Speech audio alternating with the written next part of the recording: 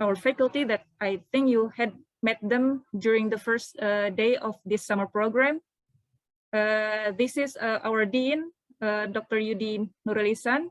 I think he gave a speech at the first day, during the first day. And then this is our Vice Dean for Education and Cooperation, Dr. Rita Rustika. And this is our head program, Dr. Yuniarti. I don't know whether you had met her or not at the first day of the program, but you can see the picture. And I want to tell a little bit story about our institution.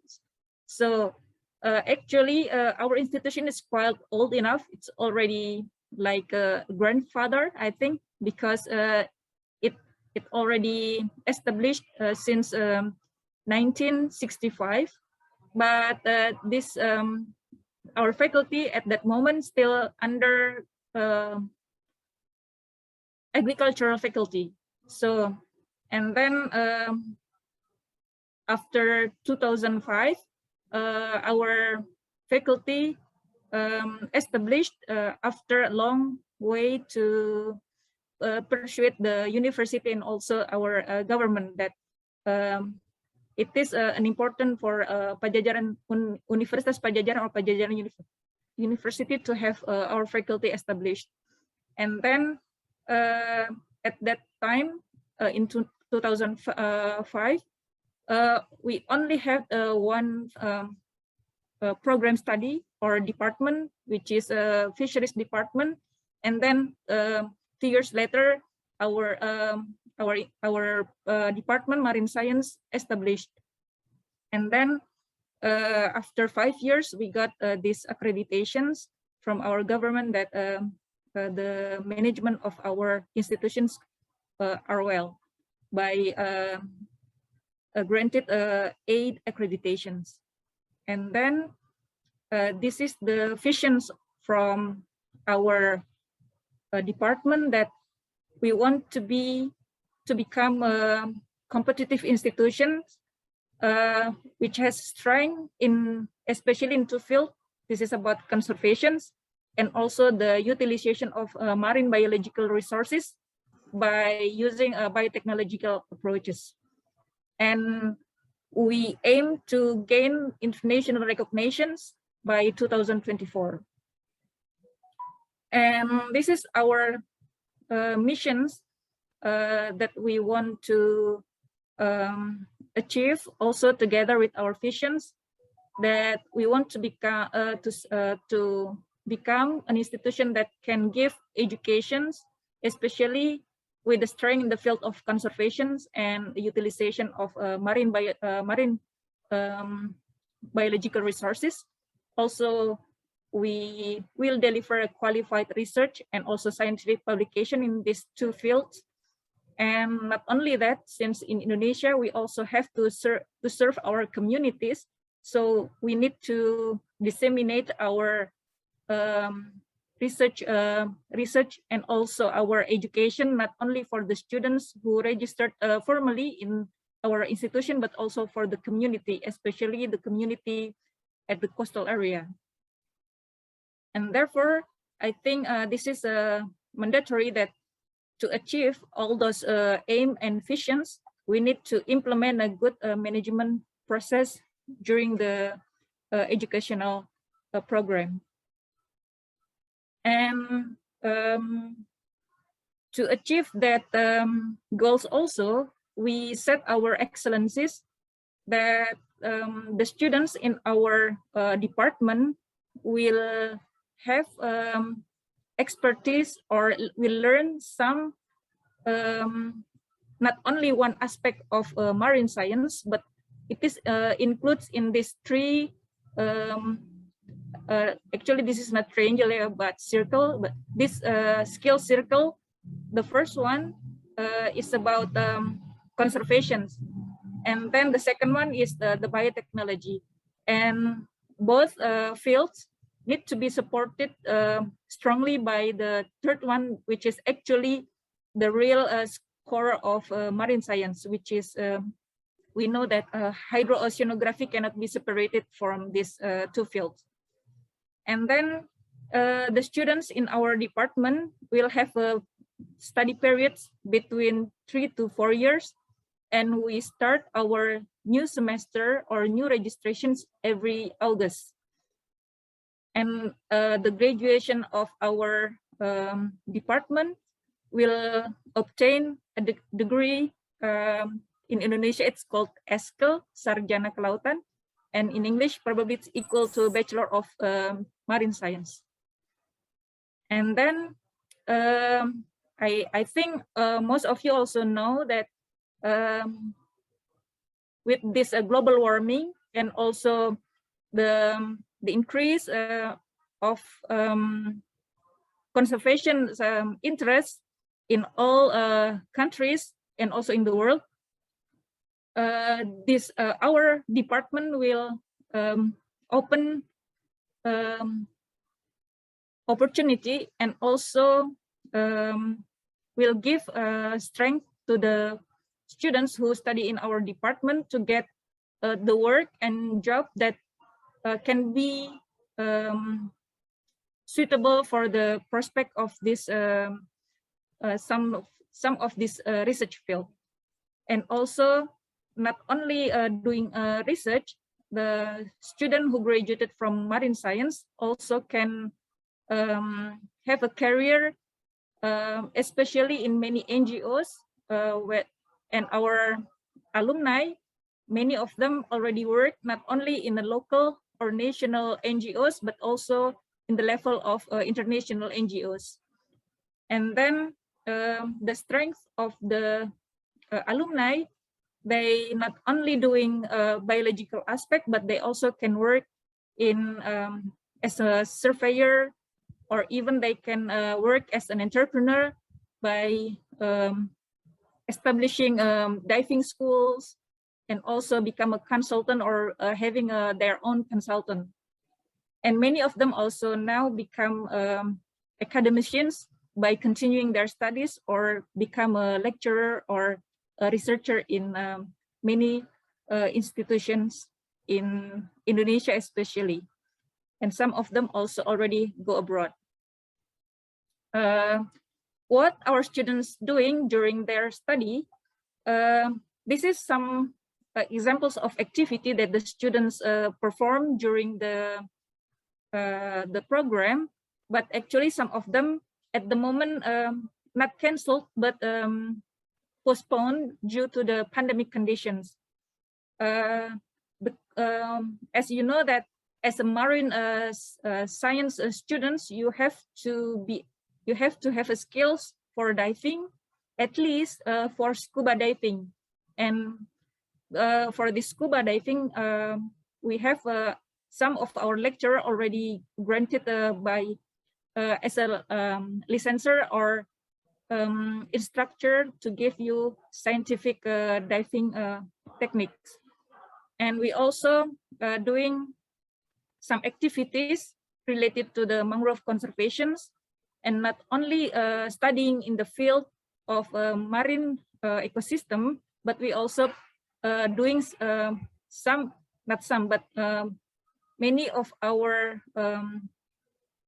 lecture program should be performed in the lab by analyzing the sediment or doing isolation for the natural product from some samples, either from invertebrate or some coastal plants, something like that.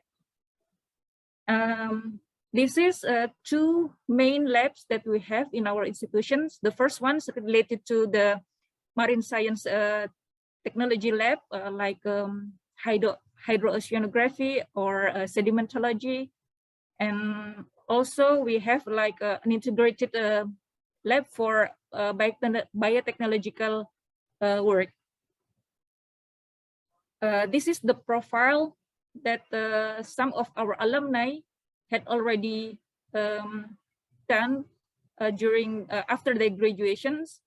Many of them working as a marine surveyor or as diving instructor.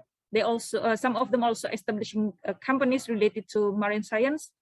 And as I mentioned before, some of them also working as a researcher or academicians. And at the moment, the curricula from our department is resulted from the workshop from 2018. And also we now adapt to a new curricula due to the pandemic. In the level of university, we agreed to help this hybrid curricula, which combine the synchronous and asynchronous lecture program. And also from our government, we give a freedom for students to learn additional aspect and skills, also knowledge from other program, which can support or strengthen their skills as a marine science students. And this is our contact person or contact address. If you want to look for more information, you can click either our website or send an email to us. Thank you very much. Okay, thank you, Ms. Santi, for tell us the information about marine science study program. It's totally interesting, and I hope we can meet again in another time. Okay, thank you very much. So I stop my share. Okay, thank you, Mrs. Santi. So right now, next to our activity, we have an amazing lecturer from University Malaysia Sabah, Malaysia, that will tell us about integrated marine conservation and coastal management.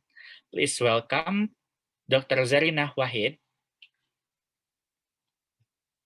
Hello, Dr. Zarina Wahid.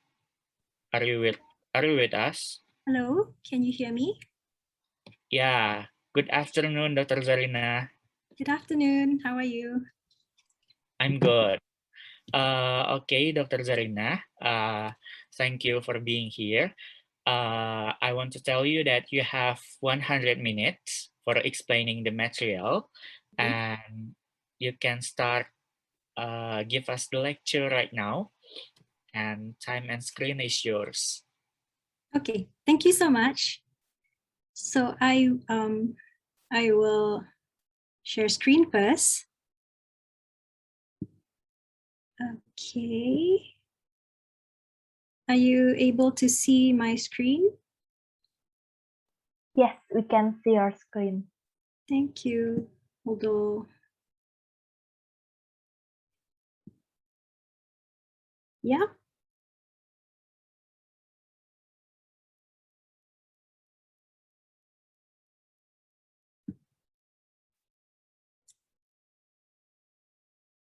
Okay.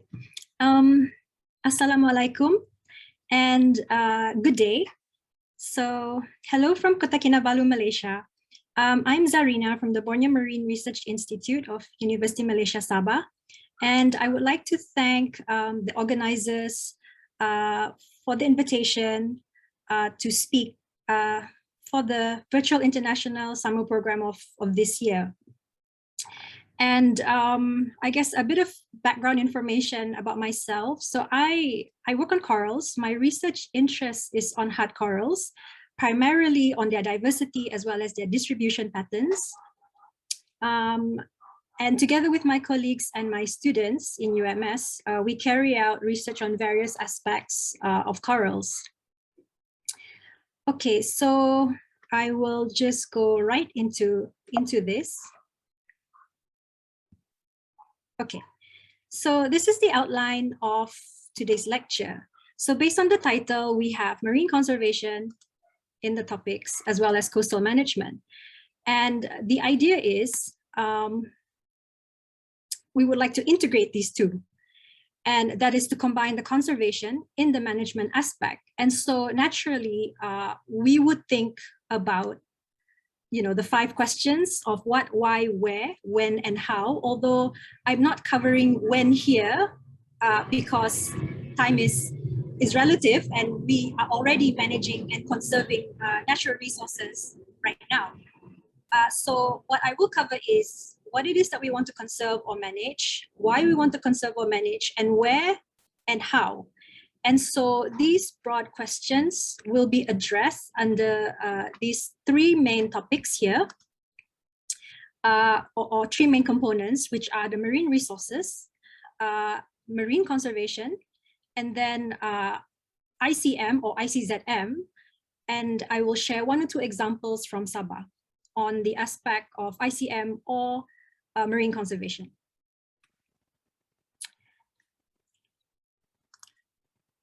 So marine resources, what are they? Basically, they are materials and attributes, either biological and or physical, which are found in the seas and oceans that are considered to have value, which can be monetary or intrinsic. And here, intrinsic means something that cannot be quantified, but provides human enrichment or opportunities such as education.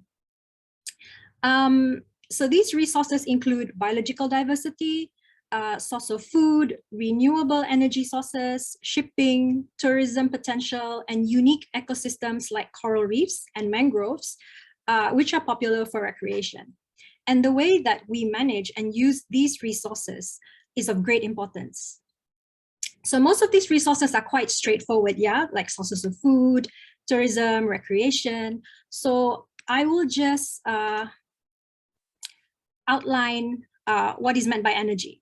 And so energy is things like oil and gas, harvesting wave, wind, tidal current energy, and ocean thermal energy conversion, where it's a process or technology for producing energy by using the difference in temperature or thermal gradients between the ocean surface as well as deep waters. So in doing that, we're able to harness electricity. And there are other resources such as minerals, extraction of minerals or sea mining, as well as extraction of sand and gravel. So moving on into biodiversity. So basically it just means everything that is living on Earth. And according to the Convention of Biological Diversity, biodiversity means basically everything, all the variability of living organisms, which are in terrestrial as well as marine realms, and including their ecological complexes, which is part of Earth, basically. And when we talk about resources, it usually means there's a potential use by humans.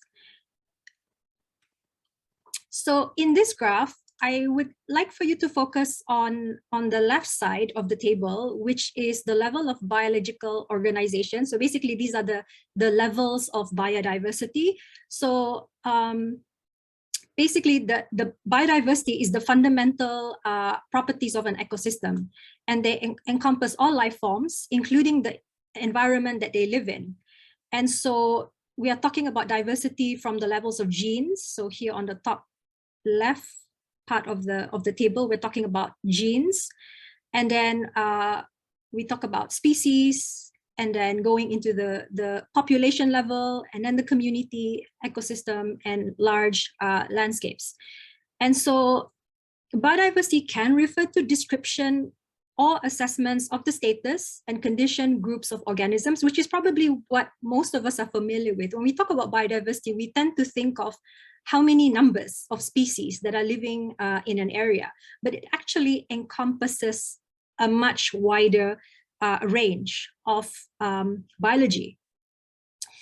And what is important is that the concept of biodiversity must also include the understanding and the interactions and functions on all levels, from the individuals, species level, up to the ecosystem level.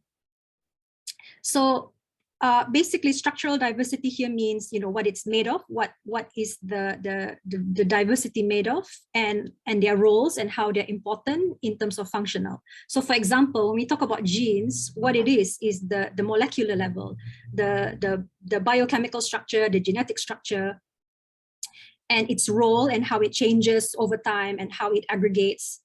And then, for example, if we talk about ecosystems, so when we talk about structural diversity, it's what is the structure of the ecosystem, and its function is that what are the processes, what are the relationship that takes place within the ecosystem. So that's just to give a bit of context to what structural and functional diversity means. But really what I wanted to show here is that there are various levels of diversity and not just what we're familiar with, which is number of species, yeah? And so examples of population diversity would be the same species, but in different populations or groups. And then a community would be many different species, many different population living within a community. And all these communities can live within an ecosystem. And looking at the large context of an ecosystem would be your landscapes or your seascapes, whereby you have many different ecosystems such as coral reefs, mangroves, seagrass, and so on. Okay, so now I'm going into marine biodiversity. So it has been estimated that there is 8.7 million species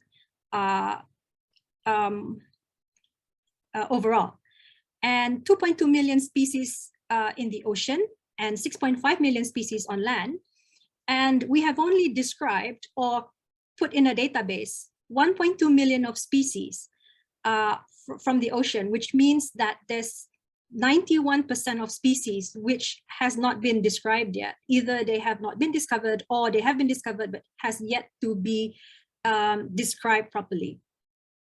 And the reason why it is important to have high marine biodiversity is because half of the primary production on Earth is attributable to marine species. And when we talk about primary producers of the ocean, that would be the phytoplankton, the algae, which includes the microalgae as well as the macroalgae. And macroalgae is commonly known as seaweed.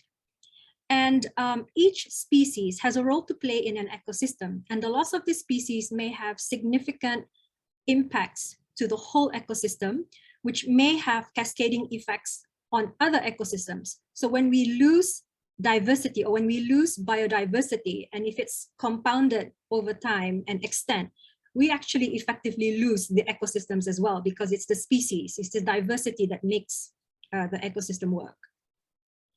And having high diversity makes the species itself, as well as the systems, more resilient towards environmental changes. So now, talking about marine biodiversity, where can we find this diversity? So what is important in the concept of biodiversity is that it must encompass the understanding of the interactions and functions of all levels, from the individuals, like I showed just now in the table, from the species up to the landscapes or seascapes. And this should include the changes that occur, whether they are natural changes or anthropogenic or environmental pressures to the ecosystems. So when we talk about ecosystems here, ecosystem here means a dynamic interaction of the plants and animals with the non-living components of the environment. So in this example here, which I've shown photos of the main tropical marine ecosystems that we can find within the tropics. And so, so we've got sandy beaches, we've got rocky shores, mud flats, which are usually closely related to mangroves, sometimes not. And then we've got seagrass meadows, and we've got coral reefs. So, so all this diversity that we know of can be found within these ecosystems. And of course, there are more ecosystems, temperate ecosystems, kelp, and polar ecosystems, and open ocean ecosystems. So there are many other ecosystems, but what I'm showing here are the coastal ecosystems, tropical ecosystems. So I cannot talk about biodiversity without mentioning about the Coral Triangle. And so this map shows the Coral Triangle region, which contains the highest concentration of marine biodiversity in the world. And the Coral Triangle spans over 6 countries, which stretches from the Philippines in the north to the southern islands of Indonesia in the south, from Java in the east all the way up to Papua New Guinea, West Java, all the way to Papua New Guinea in the east. And the Coral Triangle encompasses almost 30% of the world's coral reefs, and it contains more than 600 species of reef-building corals, which are found worldwide. And as we move away from the Coral Triangle, the number of species decreases. So in this map here, you see the Coral Triangle boundary is demarcated in this dark orange color, which encompasses the 6 countries as mentioned. And what you see, the blue shading that you see on the map, these are the ecoregions which are outside the Coral Triangle boundary, but they are also very important regions which contains high species richness. So, and then when we talk about species, when we talk about diversity and where they are found in the ecosystem, we also have to think about connectivity and the connectivity of the ecosystems or the habitats that these diversity or the species can be found. And so connectivity here refers to the structure and the strength with which resources or species, they disperse, they migrate, they move, they interact across all these areas and habitats. So it encompasses a variety of fluxes or changes that takes place in nature. And it's not just the movement of the species among the very distinct ecological communities, but also the movement of the non-living components, such as the nutrients, the sediments, and with that also disturbances. So ecosystem connectivity can have strong positive effects on the ecosystem that receives, whether it is living or non-living components from other ecosystems, which can enhance the productivity or the resilience of the ecosystem which is receiving it. But on the other hand, the connectivity aspect can also cause negative effects if the recipient ecosystems are receiving disturbances which cause damage or stress to the organisms or species that are living in the recipient ecosystems. So perhaps it's easier if I were to explain this diagram here on the right. So it shows that ecosystem connectivity between land here on the left side of the diagram, and then next would be the mangroves, and then as we go into the shallow waters, it would be the seagrass and then the coral reefs. So here, what you can see here, so these arrows, brown represents land, and green would be mangrove, blue would be the seagrass, and orange would be the coral reefs. Whoops, sorry. And so the arrows in yellow represent impacts. So in a natural environment where you have these important tropical ecosystems adjacent to each other, meaning they are closely situated next to each other.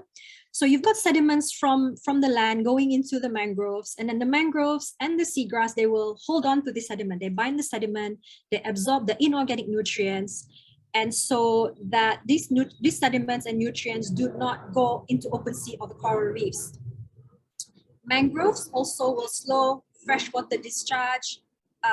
It will protect the coastline from impacts of energy from the sea, and export of invertebrates and fish larvae, because usually mangroves and seagrass, they're nursery areas where juveniles from coral reefs, they reside within these ecosystems.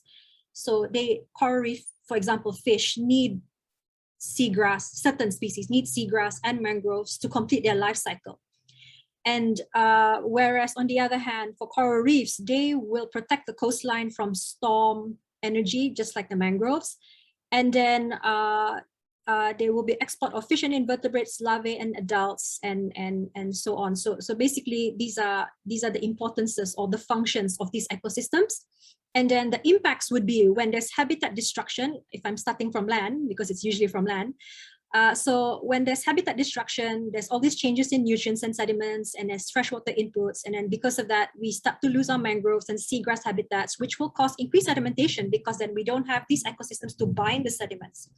And so because of this increased sedimentation, we start to see impacts of loss of coral reefs. And then when we lose our coral reefs, there is no buffer against storm energy. And so then we start to lose coastal resilience. So then we start to see perhaps erosion and damages along the coastline and things like that. So, this is a cycle. It's very dynamic, it's complex, and it's ongoing and changing all the time. And then, so when we talk about connectivity, we also have to talk a little bit about ecosystem services, which actually means, so we usually call it ecosystem goods and services, which actually means their importance. And so importance to us or the environment or the ecology. And so here we can broadly divide their importance into 4 services. And so the first one in the diagram or in the image or in the figure here is cultural services. So cultural services here include the non-material benefits that people obtain from contact with the ecosystem. So usually, they could be aesthetics or any other recreation activities as listed here, yeah? Education and research and whatnot. And then we have provisioning services. So these are ecosystem services that describe the material or energy outputs from the ecosystem. So these are basically goods, what we get, like food and water and raw materials from these ecosystems, medicines, because lots of species have medicinal properties, and habitat or supporting services. Basically, this is it underpins almost all other services, because the habitat is basically what supports everything that lives within the ecosystem. And so these ecosystems provide living spaces for the plants and animals, and they also maintain the diversity of different breeds of all these organisms. And so this is important for the ecosystem process maintenance, the life cycle maintenance, the biodiversity and protection maintenance. And then lastly is the regulating services.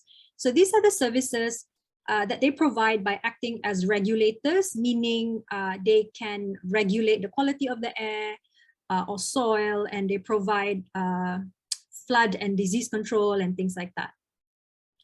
So this is another example. If I were to divide, or if we were to look at the importance in terms of ecological importance, which are things like ecosystem functioning, water quality preservation, biodiversity maintenance, and so on, which you can see indicated in green arrow, which links to the images down here of the plankton, the mangrove, the seaweed.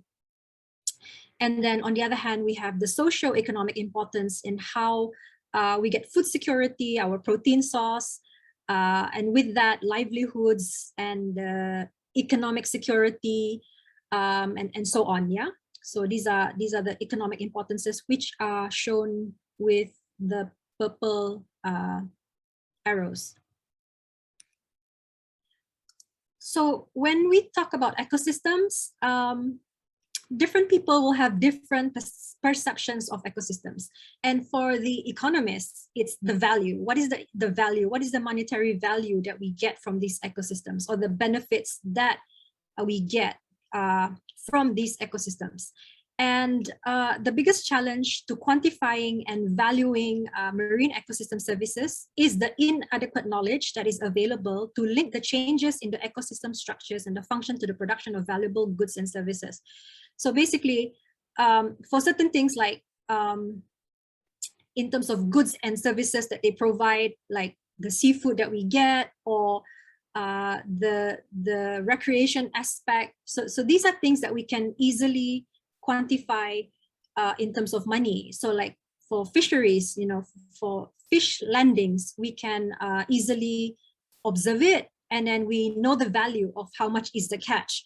And for recreation and tourism as well, it can be determined by estimating the willingness of of the willingness to pay of the visitors when they want to visit these important ecosystems or habitats for specific activities such as coral reefs for scuba diving and when tourists want to visit marine parks. And so by valuing the services associated with the regulatory and habitat functions of marine ecosystems, that's a bit more challenging, because how do you put value to the ecosystems in, for example, like coral reefs, where they provide protection to the coastline from the storms, or the habitats that are supporting offshore fisheries, or erosion control? You know, how do you put a monetary value to such services?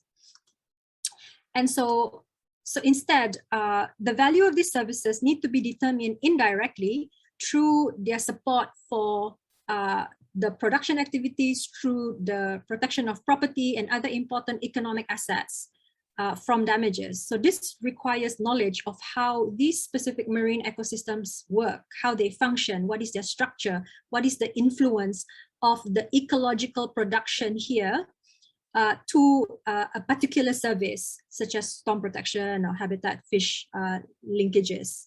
So this, in this image here, what it shows is that the structure and functioning of marine ecosystems can lead to the ecological production of ecosystem services, which is here in the middle, yeah. And some of these goods and services and cultural benefits can directly impact human well-being, whereas others indirectly impact the welfare of humans through the support of protecting economic assets as well as production activities.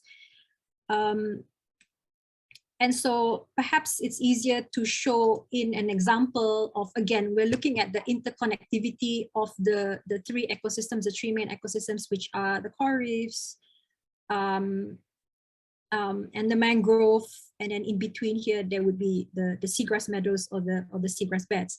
And so in a mangrove, seagrass, coral reefscape, all three habitats will interact to provide support for marine fisheries, water pollution and sediment control and storm protection, as we have seen in the previous slide, in the previous image of connectivity. And so the connectivity among these habitats will reinforce the support of marine fisheries, because adult fish will use seagrass as well as mangrove for breeding and nursery grounds. And then after that, they will move or migrate towards coral reef and become coral reef fisheries. And so the sheltering effects of the reefs may enhance the ability of the seagrass and the mangroves and other coastal habitats to reduce wave and buffer wind impacts. And the water pollution and sediment control by mangroves and seagrass also protect coral reefs, thus enhancing their goods and services. And so because there is this connectivity, a decision to develop, exploit, or protect one part of the seascape, such as maybe the mangrove, could have important implications for the habitat of the other seascapes, such as the coral reefs, and how much or how they can provide goods and services to the people. And so if we were to put some values to ecosystems, so this is an example of a team of researchers which estimated the economic value of the entire world's ecosystem services. And in this graph, it shows that the supporting services here on the far left attributed to over 40 billion US dollars, while the regulating services here, which is from erosion control, wastewater treatment, and so on, this contributed over $10 billion. And so, so we can see that there is this very high value in these ecosystems. Oh, and I need to mention that 60% of these services are concentrated along the coastline, which makes up about 9% of the world's surface area only. And so here, this is an example of the evaluation of coral reefs. And the estimates indicate that coral reefs account for 2.7 trillion US dollars per year in the ecosystem services that they provide. And yet we have lost approximately 50% of the world's reefs, and they continue to decline because of anthropogenic threats, which includes climate change, pollution, destructive fishing methods, and unsustainable tourism. and the safety and well-being, the food, the cultural heritage, and economic security of at least 1 billion people are at risk because we are losing this important ecosystem and the services that they provide. And so what is important here as well is that the ecosystem services valuation, the evaluation of these ecosystems provide a powerful integrated management tool that brings together knowledge from different disciplines. So we have to know the ecology, we have to know the biology, we have to know the economics and the social sciences. And so that all of this is integrated, the information is integrated and expressed in a monetary form, which is understood by everyone. And it provides a very important policy tool. And this is the means to present the cost, the means to represent the cost of the marine ecosystem degradation and destruction. And by assigning value to biodiversity, this can aid towards marine resource conservation and sustainable exploitation. So that brings us into the marine conservation aspect. So marine conservation is defined as the protection and preservation of ecosystems in the seas as well as oceans through planned management in order to prevent the overexploitation of these resources. And it is done through planned management in order to prevent loss of resources in the environment, and it's supposed to restore species and population and habitats. So marine conservation is important for the sustainability of marine resources, and the need for conservation is driven by pressures and negative effects seen in the environment, such as species loss, habitat degradation, and it focuses, so conservation focuses on limiting the human caused damage to these marine ecosystems, also to restore damaged ecosystems and to preserve vulnerable species of marine life. And so marine conservation is informed by the study of plants and animals and their ecosystem function. So we need to have this data. We need to know the status of the species or the ecosystem before we can begin to decide what do we need to do with it, like to know the status, whether it's doing okay or it's not doing okay. And if it's not doing okay, what are the conservation measures that we need to take in order to reduce the pressure or stress onto these species or ecosystems. And so in marine conservation strategies, they would include enforcing and creating laws to protect marine species or endangered marine species, and also to establish marine conservation areas or MPAs. So MPAs, or marine protected areas, are geographically defined areas in the ocean that are designated for conservation as part of an ecosystem-based management to protect marine resources. So MPAs are demarcated by law and can include from intertidal to subtidal to pelagic environments.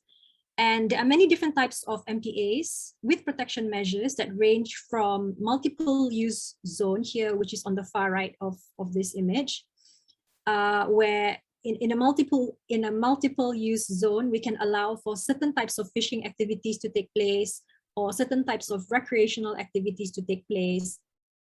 And then we've got the no-take zone, whereby no extractive activities such as fishing or mining or drilling are allowed. And then there are even no-use zones. So this is strictly no activities. In some areas, they may allow research, in some not even research. And for reason, of course, if it's necessary to perhaps close the place because of a very intense pressure or threat, for example, bleaching to coral reefs. So they want to reduce the impact or additional pressure. So they might close the area for completely no use, perhaps for a certain period of time. And so some MPAs will restrict certain areas to one specific use according to the overall needs of the particular area. So, you know, the design function of MPAs would be different, and criteria and guidelines for establishing MPAs would be different all over the world as well, depending on what is the immediate threat or what is the important issues within that area. So continuing on with marine conservation strategies. So data and information on species, populations, community, ecosystems, and the environment that they live in is also very important. So for example, studying populations through conducting stock assessments so that we can mitigate human impacts with the goal of trying to restore these populations or these stocks. And then here on the right side of this image, this is an example of a broad range of case studies from diverse marine taxa, which was compiled to show how tracking data of all these marine life have helped to inform conservation policy and management, including to help designate protected area boundaries, to reduce bycatch, to minimize boat strikes or vessel strikes. Basically, that's boats hitting this marine life, to assess the abundance, to assess other demographic parameters such as mortality rates. And here the image shows the general location of where some of these case studies have been done, and the data on various seabirds, marine mammals, reptiles, and fish. And lastly is outreach and education. So it's important to let people know why there is a need for conservation and why it's important and how they can help perhaps in achieving the goal of conservation. And so marine conservation has been addressed in Sustainable Development Goal 14, SDG 14, which ensures the sustainable use of resources for sustainable development. So here you can get more information about SDG 14 on the sites given here. Not exhaustive, I mean, this is a non-exhaustive list. You can find a lot more information about SDGs 1 to 17, but I've only shown 14 because it directly relates to marine ecosystems, or marine conservation, sorry, and the 10 targets which are addressing the marine aspects, which is, or the marine issues, which is to reduce marine pollution, protect and restore ecosystems, reduce ocean acidification, sustainable fishing, conserve coastal marine areas, and so on. So we're moving into the third section, which is on integrated coastal zone management. I just wanted to check in to see how everyone is doing. Do you want to take a 5-minute Q&A session now, or do you want to wait until the end? I mean, I'm okay either way, to continue or to stop to take maybe 1 or 2 questions if you want.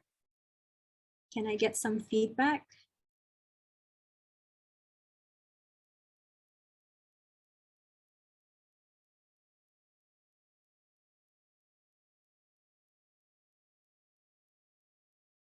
Okay, so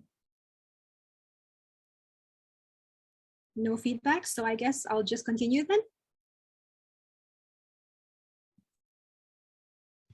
Okay. I think we can start the Q&A session. Yeah, just to break, because sometimes, you know, if the talk goes too long, Yeah. Yeah, you know, so yeah, I will. Okay, for everyone who want to ask any questions, you can raise your hand.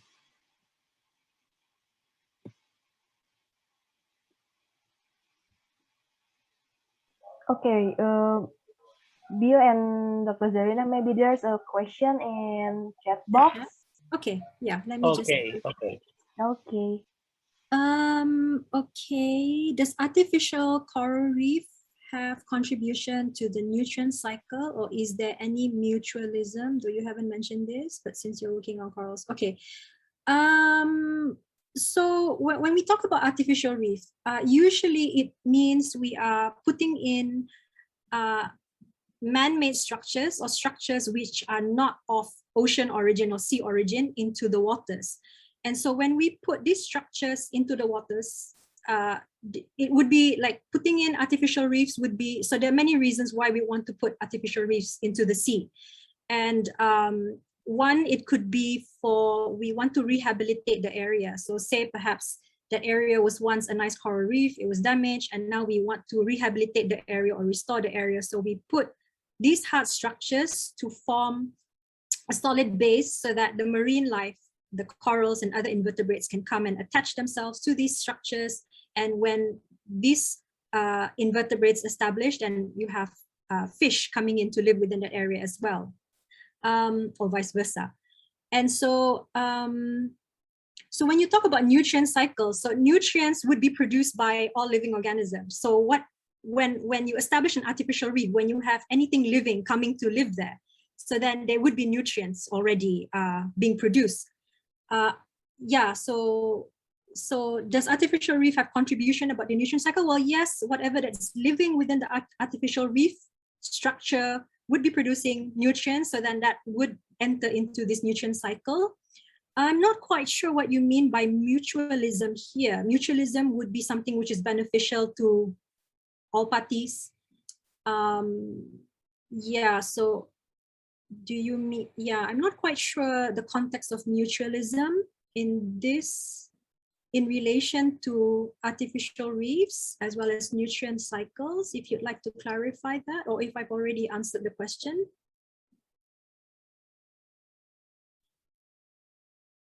And materials, aren't they toxic? So I suppose this is referring to the materials that is forming the artificial reef, right?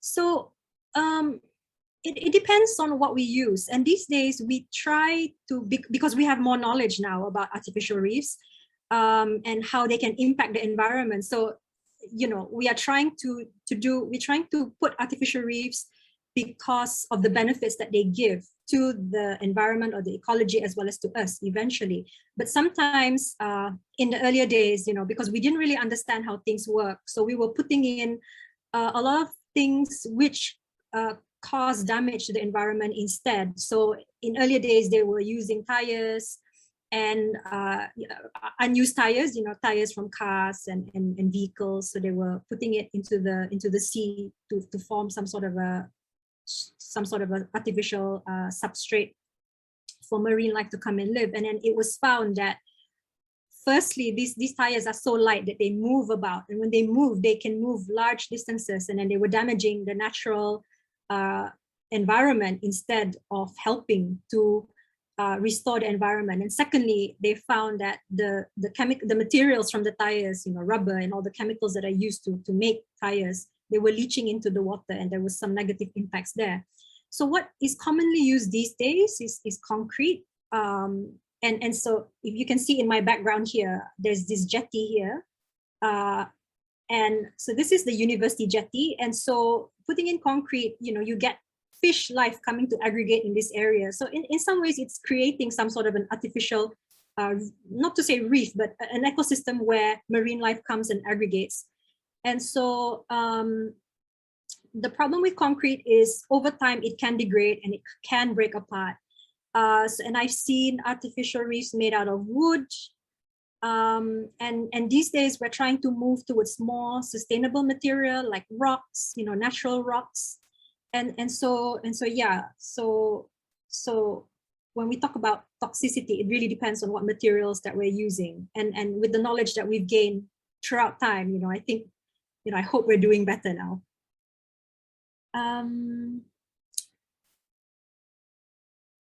That provided strong genetic evidence for offspring transfer between coral reefs, supporting the need for FAs to further both populations and fisheries. Just wondering if there's any practical outreach using the research to promote MPAs with local fisheries and higher legislation. Practical outreach using research to promote MPAs with local fisheries and higher legislation. I've not seen this this publication by Harrison of JCU. Yeah, so we're talking about genetic connectivity, yes. So these marine ecosystems, so different populations. I can talk about populations. So they would be connected from one area to another area, and connectivity will depend on things like water movement patterns, and generally primarily the water movement patterns, the current patterns, and so how it would connect the marine life from one area to another area, because most marine animals have a pelagic larval duration. And so yes, definitely there is connectivity between areas. And then one of the issues with MPAs is that because only a small area is being protected, it may not cover the whole range of the area that is being used by the marine life. For example, if you only protect an area where so happens that is where larvae is being produced, then and you're not protecting another area where the larvae ends up, and so you're not very effective in the sense of a marine protected area. And so using genetics or modeling to understand where marine life are from, where marine life ends up, is important in designing marine protected areas. Where was that question again? And practical outreach using research to promote MPAs with local fishes and higher. I can only speak for Malaysia, where I'm from, for Sabah, where I'm from, where I live. So research is being done within the marine parks. Whether or not the marine parks authorities communicate with the local fishers, of course, is something else.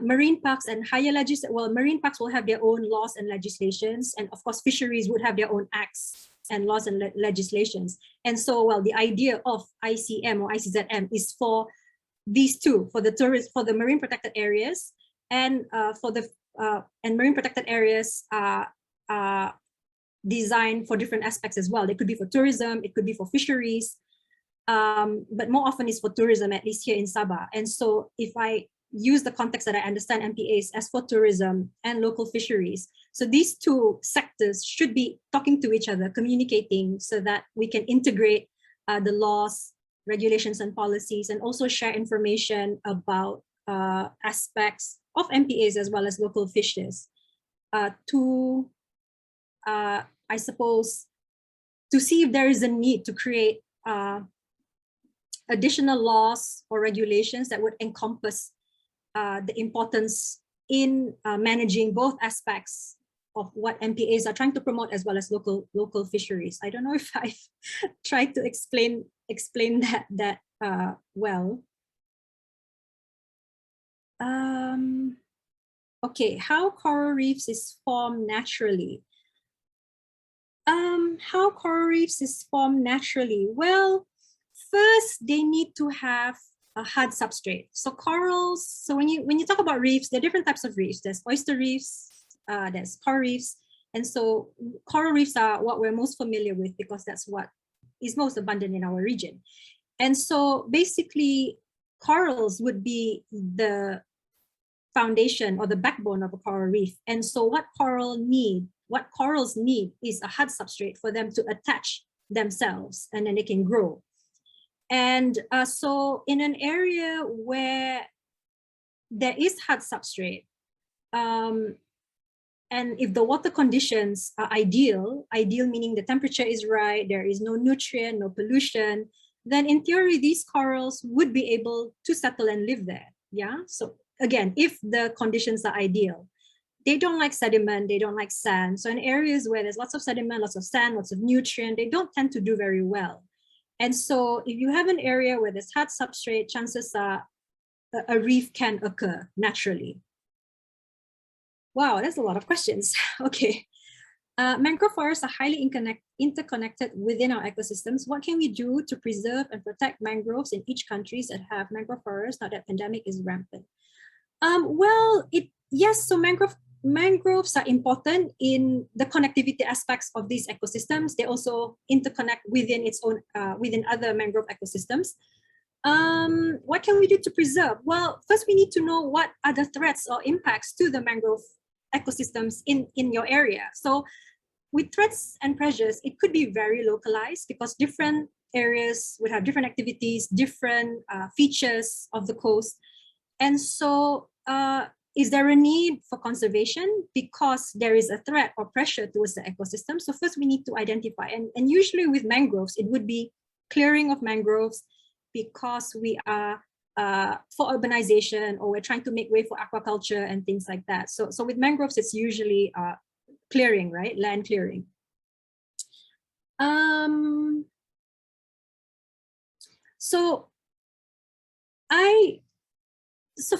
Again, I can take the example for Sabah. For Sabah, with the pandemic and the COVID, what we were hearing is that our reefs were the ones which were being compromised because enforcement was not very regular during the pandemic because we were controlled in how much we could move around. And so because there was no enforcement, so there was this opportunity for illegal fishers to do unsustainable fishing practices. And these unsustainable fishing practices, destructive fishing practices such as blast fishing or using cyanide fishing, cause damage to the reefs. And it's a bit difficult to say what we can do to preserve these reefs, because we are limited in how much we can move. But then I think the authorities or the bodies which are managing either reefs or mangroves need to make a decision and decide what we can do despite our restrictions in movement. What can we do anyway to be able to still perform patrols so that it would curb these activities? I think, yeah. So as far as I know, here at least I've not heard about additional pressure or impact to the mangroves during this time being the pandemic. But our reefs, yes, I've heard of reports that the reefs were being damaged more than usual because there was no enforcement or there was no patrol. Yeah, it's a biological where it brings benefit to both species, but I wasn't sure what your context was of mutualism in reference to artificial reef and nutrient cycle. So I guess this is a different question then, perhaps. Okay.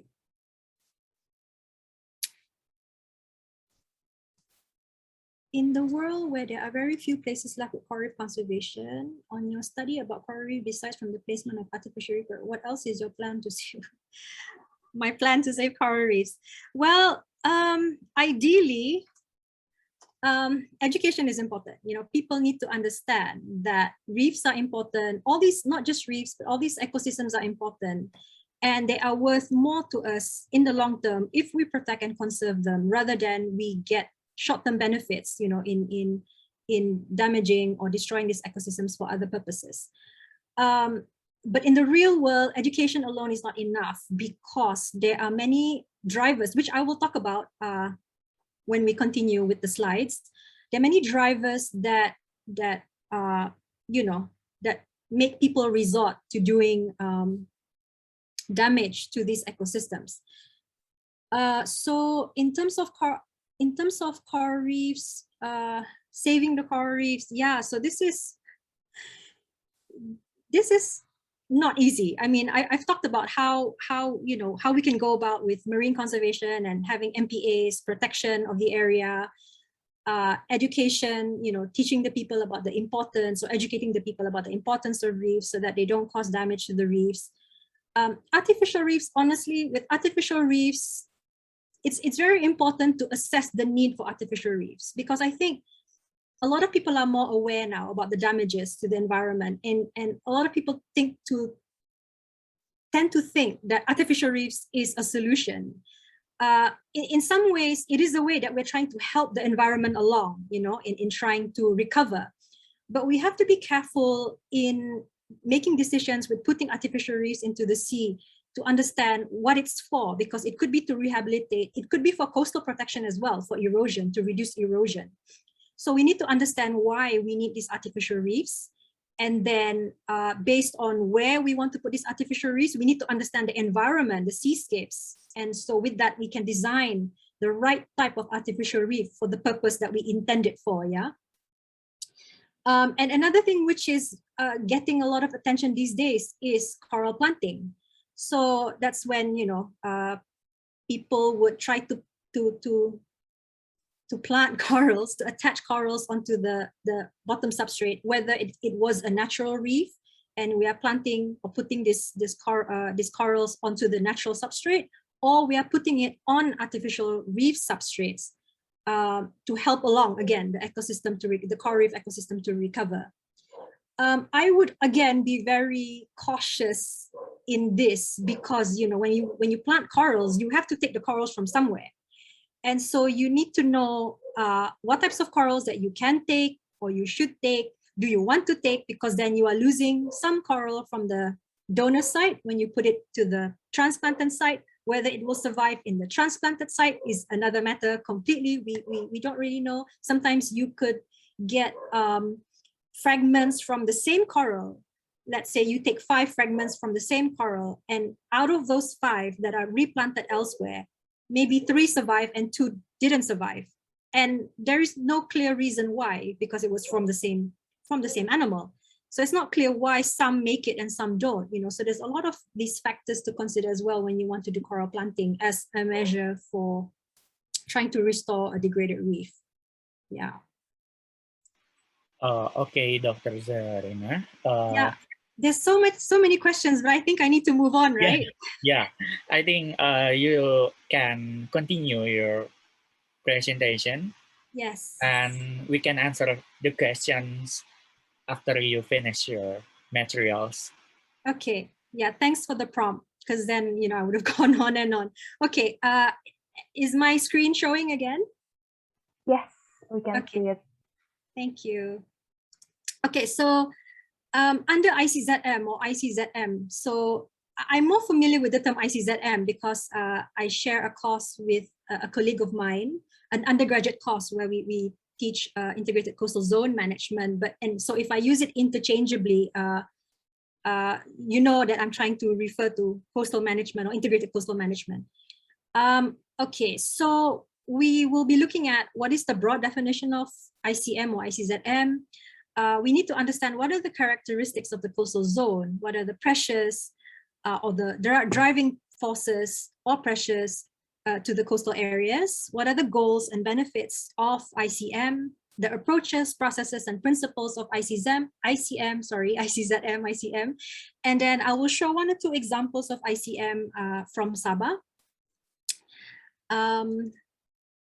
Yeah, okay. So this is, again, a photo of the jetty, which is in my background.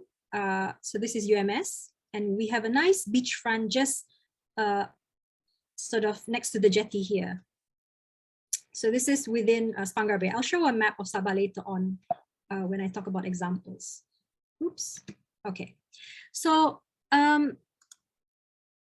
basically, ICZM or coastal management involves managing the coastal area to balance environmental, economic, human health, and human activities. So that's when we talk about coastal management.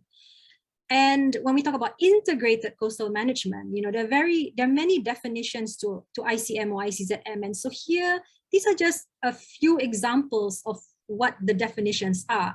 But basically, it is a process by which decisions are made taking into consideration of development, conservation, and sustainable use of the marine and coastal systems. So that's taking into account of the environment, the social aspect, the cultural aspect, as well as the economic aspect. And ultimately, what we want is to achieve sustainably, to achieve sustainability in resource use. So the process for the management of the coast using an integrated approach regarding all aspects of the coast, which includes the geographical, the political boundaries, and all that, should be taken into considerations. I'm not going to go through this very detailed because so you will have the slides and you can have a look at it later. But basically, this is the definition, a very extensive definition of what ICM or ICZM is based on the European Commission. And this is a good website to go to get information about coastal management and integrated coastal management. So a little bit of information on the background of ICM or ICZM. So it was first the concept of an integrated management approach for coastal resource utilization was first adapted in the 1970s. And then by the mid-1980s, there was comprehensive use of management and coastal ecosystem management, integrated coastal management. So it became international, basically, became more common. And then by 1986, the integrated management to address the issues of natural resource depletion and coastal environmental degradation was initiated in a regional project in ASEAN. And then, but it was formally sort of introduced during the Earth Summit of in Rio in 1992. And since then, it has been practiced widely.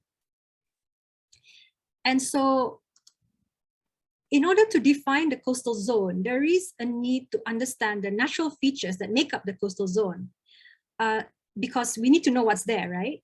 And once we know what are the features and we can understand what these features are, and then we can include in the human activities or the human factors, then we can allow for a coastal zone to be defined and managed in any area. And so, but what we can agree on is that the coastal area is usually an area where there is high concentration of human settlements, and it is a preferred site for urbanization.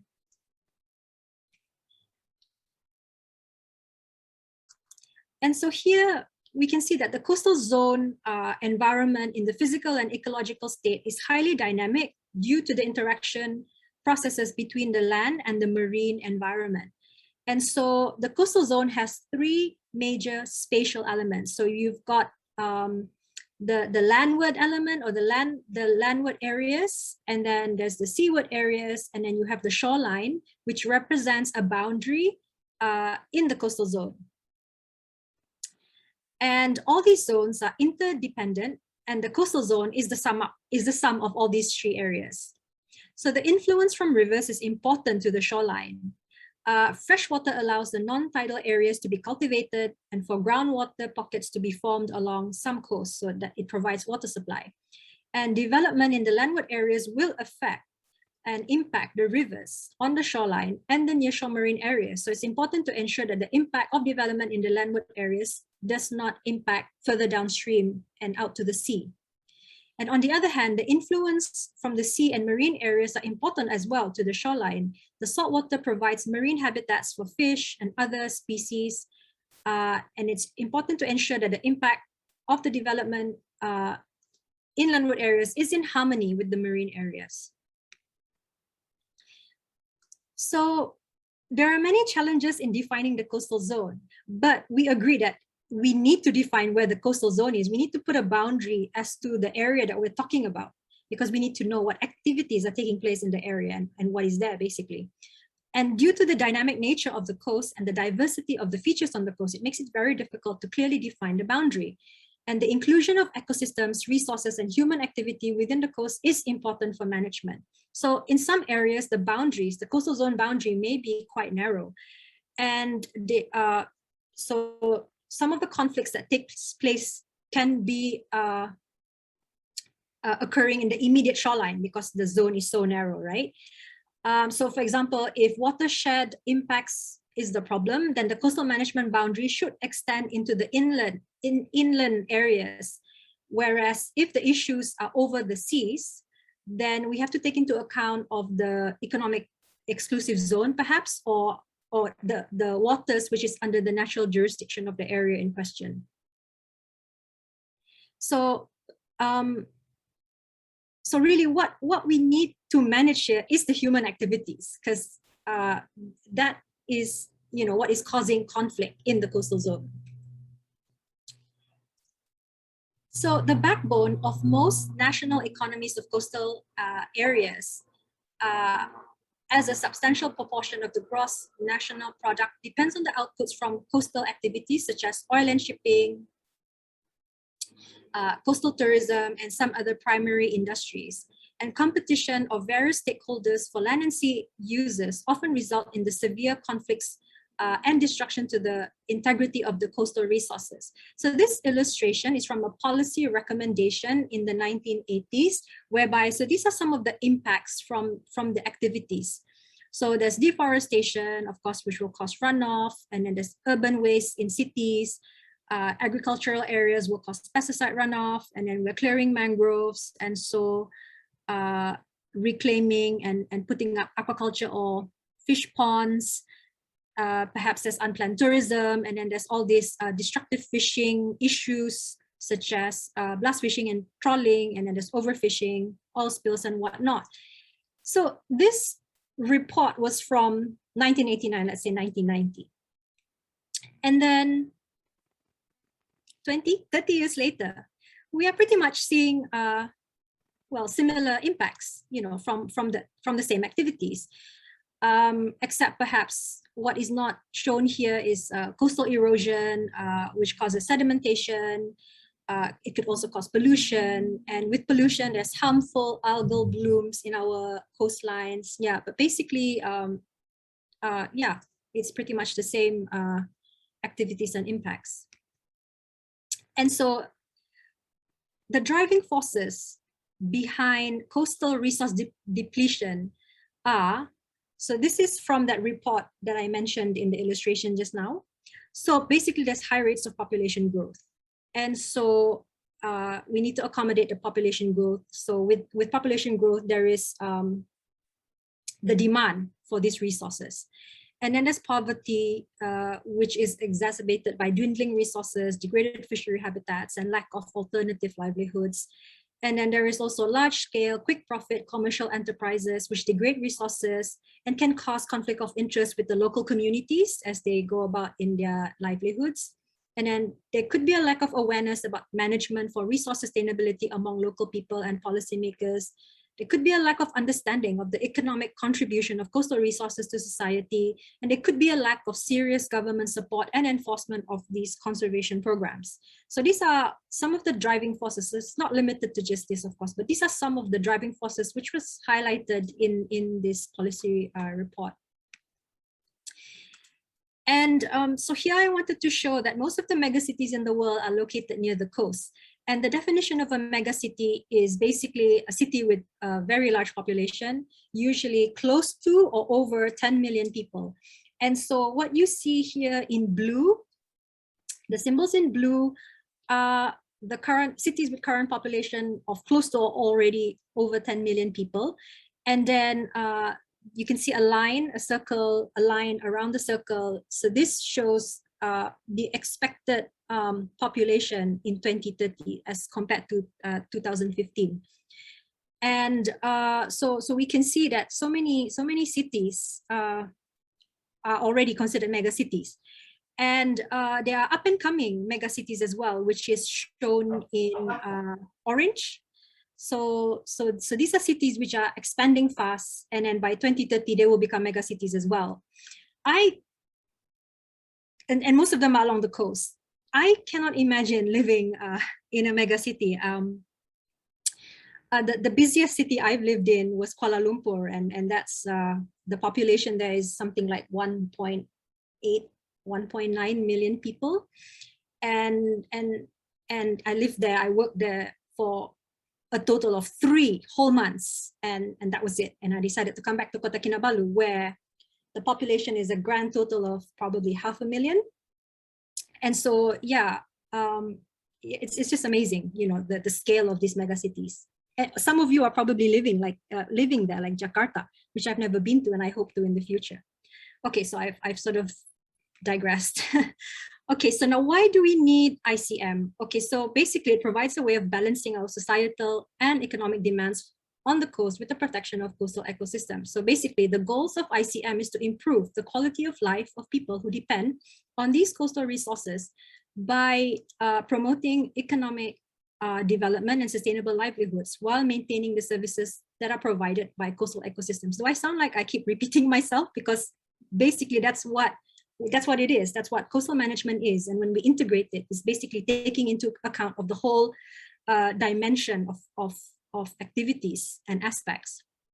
And so based on this report, the 4 main goals, which we are still referring to these days, even though it was from the 90s, this developed in the 90s. So the 4 main goals of ICZM or ICM is to maintain the functional integrity of the coastal resource systems. We want to reduce conflict of resource use.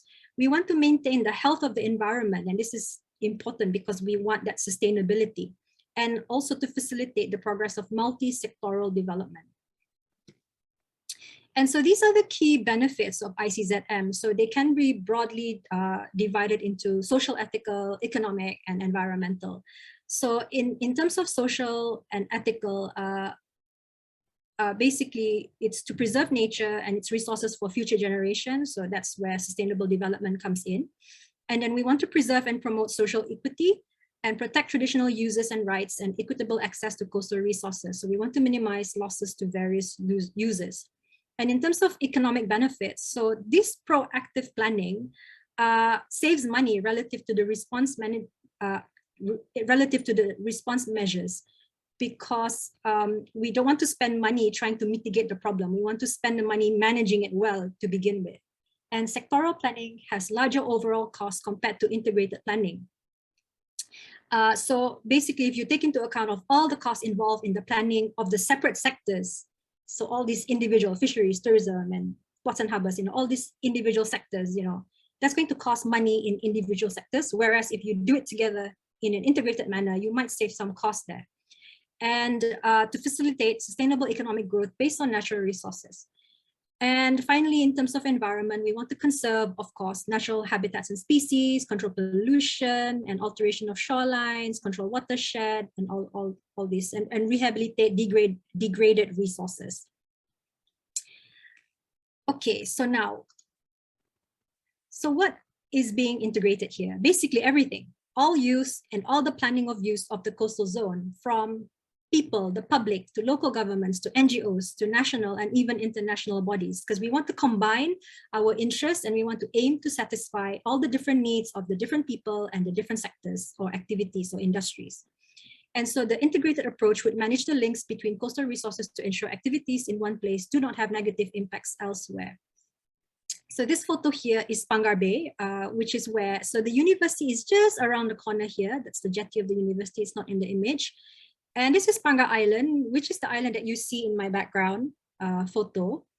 And so this bay is quite busy. It wasn't before, but now it's very busy with there's shipping, ports and harbors is here, naval base is here, and there's other industries as well. And on Panggar Island here, there is also tourism.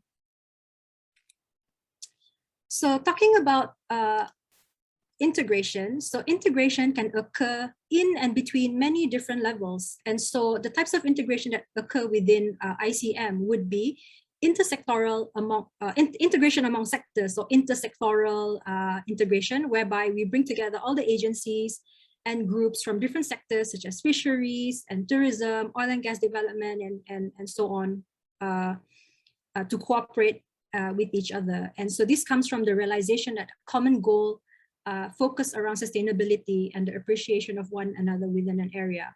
And then secondly is the integration between land and water elements of the coastal zone. So the coastal zone is a very dynamic area where many processes take place, all of which are interdependent, they sort of link. And so these links must be made between imposing a change of one system or feature and how it affects or it flows to another area or sector. So it's bringing together management issues, including the land side of the coastal zone, such as issues in the river or upstream, and issues related to the seaside or the ocean side. And then integration among levels of government or intergovernmental integration. So this is when we bring together the levels of government, so in terms of national, provincial, local governments, or any of the governments which have authority in the coastal zone area. And then there could be, so in terms of integration of governmental and non-governmental organizations, whereby we have initiatives which have common purpose between governments and NGOs, where we should be working together to increase efficiency, mitigate confusion, and potentially save costs when we pool the resources for management. And then we have integration between nations. So this is for areas where there's important transboundary issues that cut across national boundaries. And then lastly, there is integration among disciplines. So we want to integrate between the sciences and managed sciences, natural sciences, social sciences, and management. So we want to apply practical knowledge from the natural and social sciences into the managerial decisions about the oceans and coasts. And so this is a transdisciplinary approach whereby we combine different disciplines to form new approaches. So it could be integration of traditional and local knowledge with scientific knowledge, for example. And it could be difficult, to bring people together. But I think, this is something that's important and needs to be done. And then there's also integration in terms of, direction. So there is the horizontal and vertical aspects. So there is, in terms of horizontal, there is integration across sectors. So for example, you want to avoid giving one sector preference over the other. And then, the easiest example would be if you have your fisheries and tourism sector. So, these two may conflict with each other, but the idea is to not give importance to one over the other, and if possible, try to minimize the conflict through spatial planning and discussions and other means. And then there's vertical integration where there is integration, where there is managing across levels of government. So from the federal or national level to the state, to the districts, to the towns, to the communities. And so this is to ensure links between policies and practice are present. And so the idea for this is basically to improve administration so that there's less conflict, so that similar policies can be adopted across maybe a country, so that there's greater effectiveness of government or management, and so that there's better communication with each other as well. Okay, so in terms of implementation of ICM cycle, so this example here is from PEMC, and I'm just going to show what PEMC is. So it stands for Partnership in Environmental Management of the Seas of East Asia. And so if you go to their website, you can find a lot of information about ICM, basically. And so one of it is this, which I got from that website. And so ICM is applied, ICM cycle is applied through a systematic, procedural, and iterative cycle, because, when you're done with 1, 2, 3, 4, 5, and then it continues on, and the idea is to keep improving as we continue on and on. And so the cycle includes a set of easily understood processes and supporting tools that allow a stage-by-stage approach to identifying and prioritizing the environmental concerns of stakeholders, and to planning, approving, implementing, and monitoring policies and management interventions. So there are 6 basic steps or stages in ICM as adopted by this example by PEMC. And so first you have your preparation, and then the initiation, and then the development, where the management plan or the project is being developed, and then adopting it, and then start to implement it on the ground, and then do some sort of a monitoring so that to see whether or not refinement is needed. And then if so, then continue on with the next cycle. So this is a continuous process. And each cycle may come up with a new action plan to facilitate progress towards sustainable development based on the experience, based on the knowledge and the foundation that has been established in the older or the previous cycles. And as ICM system guides and steers the direction of ICM implementation at the government or local government level, it is designed to be long-term and science-based learning. So information is important. We need to have some information first before we can move forward with planning on how to manage. And another important aspect of ICM is the stakeholder participation, which is captured under 1, 2, and 3 here. So here we've got very early on the 4th point, stakeholder identification and preliminary consultation. And then we have in the 2nd stage here, stakeholder consensus building, communication plan preparation. And then in the 3rd phase or stage, again, there is, where was that? The last one here, stakeholder participation, communication plan and implementation. So it's important to have stakeholder input in this. And so stakeholders are groups in the communities that have a special interest, or there's an importance to have their involvement in the use of the resources. And so their input would be important in the plan. Okay, so I've talked about a little bit about PEMC. So now this is an example of, so basically you will come across, so if you do a search on the internet, you will come across these terms. You will find implementation of ICZM, stages of ICZM, process of ICZM. So basically it would have more or less the same steps, but maybe grouped in different stages or varied number of stages. So in this example of ICZM here, there's only 5 stages, but basically these 5 stages would include what all this within this 5, yeah? So in this, I'll just quickly go through. So there's an interdisciplinary team in your first stage to analyze what are the issues, what are the problems. And then in the second stage, information and data assembled to produce some sort of a plan for policies, actions, as well as public participation. Again, public participation is very important. And then the third one, the policies, measures, and initial projects are adopted, governance arrangements are established, and sufficient funding is ensured so that, you know, the management plan can be adopted. And then in the fourth stage, the program is put into effect, and then new or revised regulatory programs could be adopted. And finally, to evaluate the success of the program, and if necessary, make improvement in the program based on the results that was attained through the whole process. And then again, you know, it loops, it continues on. So then this is another example of the process of the ICM cycle. But in this example, in this study, the authors developed an effective adaptive monitoring network to support the integrated coastal management process. So here in blue, this is the main, you know, what you see here, right? So this is the main body here where you plan, you implement, you do this, all these things. But then there is additional step here whereby it's based on adaptive management approach, which involves an information cycle where there's some monitoring, and then this monitoring will gather data and then it's input into the cycle.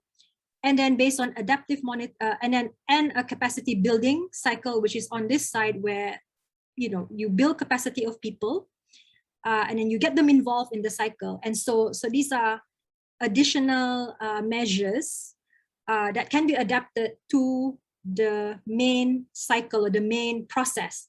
And that's the thing, you know, this is important to ensure that the process is relevant to your area, to your issues, to your problems, yeah, in whatever they may be.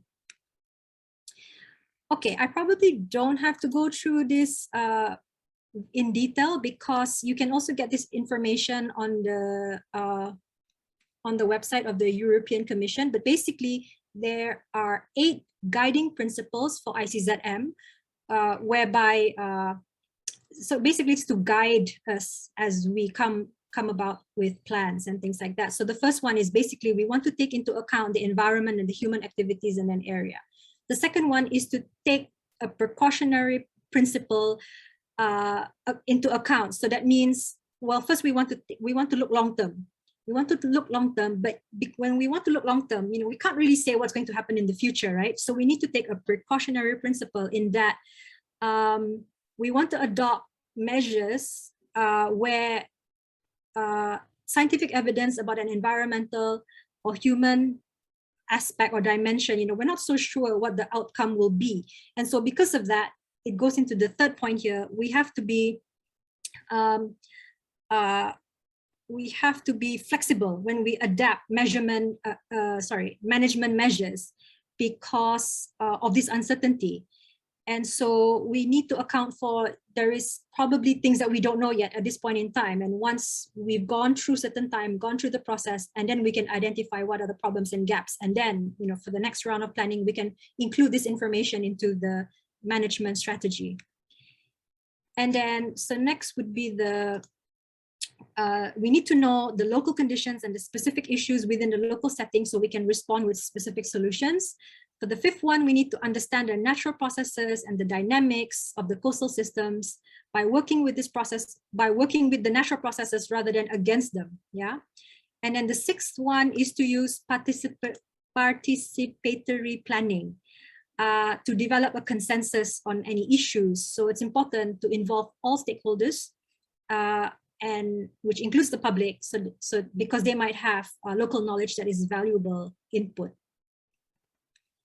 And then the seventh one is there should be coordination among all levels of administrative bodies and policies of these bodies. And the last one is to use a combination of instruments to achieve coastal management objectives, which includes a mix of aspects like law, economic instruments, information provision, technological solution, research, education, and things like that. Okay. So I'm not going to talk about institutional arrangement and legislation because this is very much, it depends on the local setting of the management plan. So it would vary by location, by project site, and things like that. So the institutional framework should have clear responsibilities endorsed by all relevant administrations. So at the national, at the regional, and local level, everyone should know what their role is in the framework. And government policies and legislation may need to be formulated or clarified with respect to the promotion of sustainable development in the coastal zone, including the marine areas and the protection of territorial use rights, biodiversity, local habitats, and environmental quality. And so this legislation provides the legal basis for the implementation of a range of activities of the ICZM program, including enforcement compliance.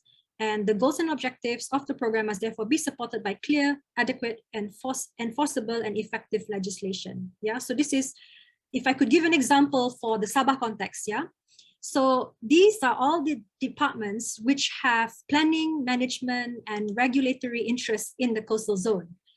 And so what we seek to provide is the requirements of all these different interests that are coordinated to ensure that the development and conservation of natural resources will produce a win-win outcome, for all these departments or sectors.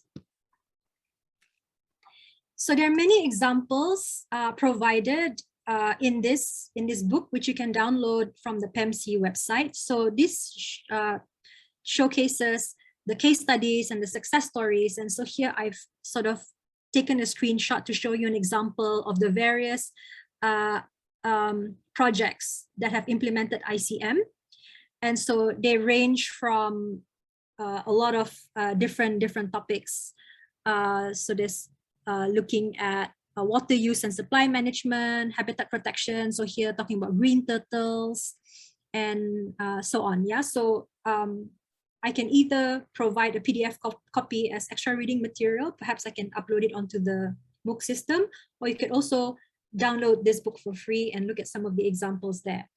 While I give you one or two examples for the Sabah setting. So here, part of Southeast Asia. And so I would like to take you to, so this is Sabah, the state of Sabah. So Malaysia is divided into Peninsular Malaysia and East Malaysia. And East Malaysia is composed of two states, which is Sabah and Sarawak.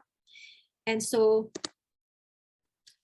we will now attempt to zoom in into East Malaysia and into the areas where I would like to take you. So first there is Kudat, and then there is Kota Kinabalu, where I'm at. So in Kudat, the Kudat Turtle Conservation Society was established or registered as an NGO in 2011. And the society aims to increase communities' participation in environmental conservation for the protection of sea turtles. But in addition to that, they also want to increase awareness and educate the public on the importance of sea turtles to the ecosystems, the economy, and as well as the culture. And so it is a community-based management, and so it is bottom-up because it was initiated by the community. And it is now a project under the Coral Triangle Initiative since 2016.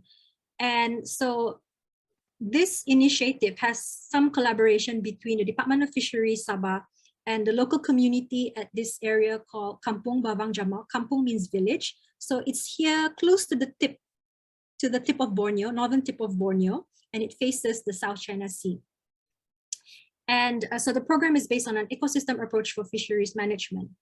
And so these are some of the activities that are being carried out by the society together with the local communities, where they have restoration of water catchment, whereby they look after the upstream areas from being polluted. So they do cleanups, clean the rubbish and all these things, because they understand, the communities understand that whatever is impacting upstream will impact downstream as well.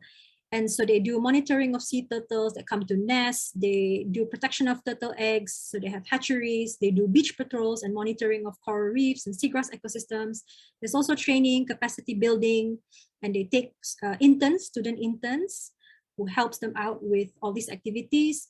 There's also coastal cleanups. They give public talks and seminars on environmental issues, and they help develop local community handicrafts and homestays and other ecotourism activities such as snorkeling and release of turtle hatchlings. So these are some of the activities which are being carried out by the communities, the society, as well as the departments, fisheries department. And then also still in the Kudat area in the north is this example of the Tun Mustafa Park, which was gazetted in 2016, which took more than 10 years to establish.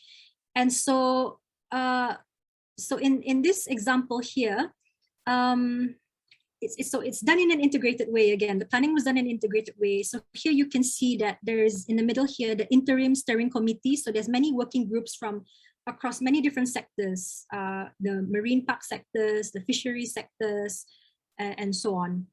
Commercial fisheries, traditional fishes, and things like that. And so there was a zoning plan that came about with the consultation and input from the stakeholders, including the public or the people that are living within the area. And so here you can see the various zones. So in green are the preservation zones, in orange are the community zones, in blue are the multiple use zones, and in pink are the commercial fishing grounds, which extends to the boundary of the park. And then there's lots of other aspects which is being looked at as well, such as fisheries management, livelihood development, or alternative livelihood development. Economic evaluation was done, and the estimated cost or estimated value, sorry, of the park, if we take into consideration of ecotourism, is 1.8 billion ringgit. So I divide that by 4 to get US dollars. And then what else was done? So there was scientific expeditions and surveys to get data to feed into the management plan. And there were a lot of public awareness surveys carried out to know what are the issues and concerns of the people with the development of the park. So again, quite integrated. And so these are the various stakeholders. As you can see, Sabah Parks is the management that is the authority that manages marine and terrestrial parks in Sabah. And then the Department of Fisheries, Wildlife, the local communities, the youth clubs. So you can see here, so these are some examples which you can find on these online links, or I can also provide in PDF. Okay, so I would like to talk a little bit about KK and a bit about conservation in urban areas. And so, so this is Kota Kinabalu when it was Jesselton on the left in 1911. And again, that island, the Spangar Island, which is behind me. And here in 1970, that island is still there. So in the span of 60 years, you can see the difference or, you know, the changes in KK. KK is Kota Kinabalu for short. And so it was known as Jesselton until 1899, since 1899, and it became KK in 1967. And so most of the city, of KK City, is actually on reclaimed land. Yeah, so what was once mangrove areas and beach fronts are now concrete structures. And then, so I want to talk a little bit about mangroves of KK. And so this was a study that was done by my undergraduate student last year, where she, using satellite imagery, she looked at the changes in mangrove cover between 1990 to 2020. And so in red are the areas where mangroves have been lost, and in blue are the areas where mangroves have been gained, where there's now mangroves where they weren't before. So so primarily down here, if you can see this blue patch, this is the Kota Kinabalu Wetland Center. It's a Ramsar site. So so there's been a lot of mangrove replanting here. So that's why you can see that there's increase in mangrove cover as compared to other areas where a lot of the mangroves have been lost, which you can see here on the right. So these are developed areas, urban areas, and you can see clearly that these are where the rivers are, rivers going into the sea. And so it was estimated that in the last 30 years, 52.9% of the mangroves have been lost from KK. And so this is at an average rate of 1.76% per year. And so this mangrove loss took place in these four main mangrove changes took place in these four main areas. And so the loss of mangroves is mostly due to urban expansion, which happened between 1990 and 1998. And then just to show another example of well, here the example of conservation is the Kota Kinabalu Wetland Center, where you can see a clear increase in mangrove cover when there was replanting efforts and some protection measure given towards these ecosystems. And then another example here, so this is the Tunku Abdul Rahman Park, which is just a few kilometers in a straight line from KK. And so this is the park boundary, roughly the park boundary, and the size is close to 50 square kilometers. And so it is quite a busy park because busy marine park because it's so close to KK. You can just take a boat from across over to any of these islands. Primarily, there are 3 islands which are popular for tourism. And so it was a very busy marine park until, of course, we hit the pandemic hit. And so in April, we went into total lockdown, so there were no visitors. But prior to that, it was a very busy area for tourism. And so the park management wanted to see what are the impacts of tourism towards the coral reefs. And so they went and assessed, what are the tourists doing? And then so they could see that these are some of the things, the not so good things that were happening within the park. And based on that, they decided to do a carrying capacity study to see, how many visitors should we be allowing into the waters of the marine park to basically to see how many is the cutoff point so that it's not too many and will cause degradation or damage to the natural environment. And so from their study, they found that the number of people that should be allowed into the water ranges between 200 to 800 people, depending on which island, because the islands comes in various sizes, and there's also various resources and facilities available on these islands. So very soon, the park authority will probably implement limits to the number of visitors to the park as measures of conservation. And then there's also this project which started in 2018. So we call it the Sustaining KK Marine Heritage Project. So it's a joint marine conservation and citizen science project between Sutra Harbour, which is a large resort here in KK, and Jepson and Jessen, Southeast Asia, whereby we, together with volunteers, we collect baseline data on the condition and diversity of the coastal ecosystems, which include the shoreline, the beaches, and then we do some plankton surveys, and then we take them out to the coral reefs to do some simple transact data collection, and there's some beach cleanup as well, and to see what marine life they can find in our coastlines. Here in this example is the sandy beach. So it creates public awareness of the importance of preserving and conserving the coastal and marine ecosystems for future generations. And then basically what we do in UMS is, we do research, we teach, and we do some outreach. Basically to tell people, about our research. And so we form collaborations, and then we also, as part of stakeholder consultations, we provide input in conservation and management plans for some of the areas. For example, in KK, in Sabah, we are going to designate new marine protected areas or marine park areas, and so we get invited to share what information we have about that area, which will be useful to help inform in their management and conservation plans of the marine parks, future marine parks. So in summary, the biodiversity, ecosystem, and other marine resources are incredibly valuable, and so protection and preservation is necessary.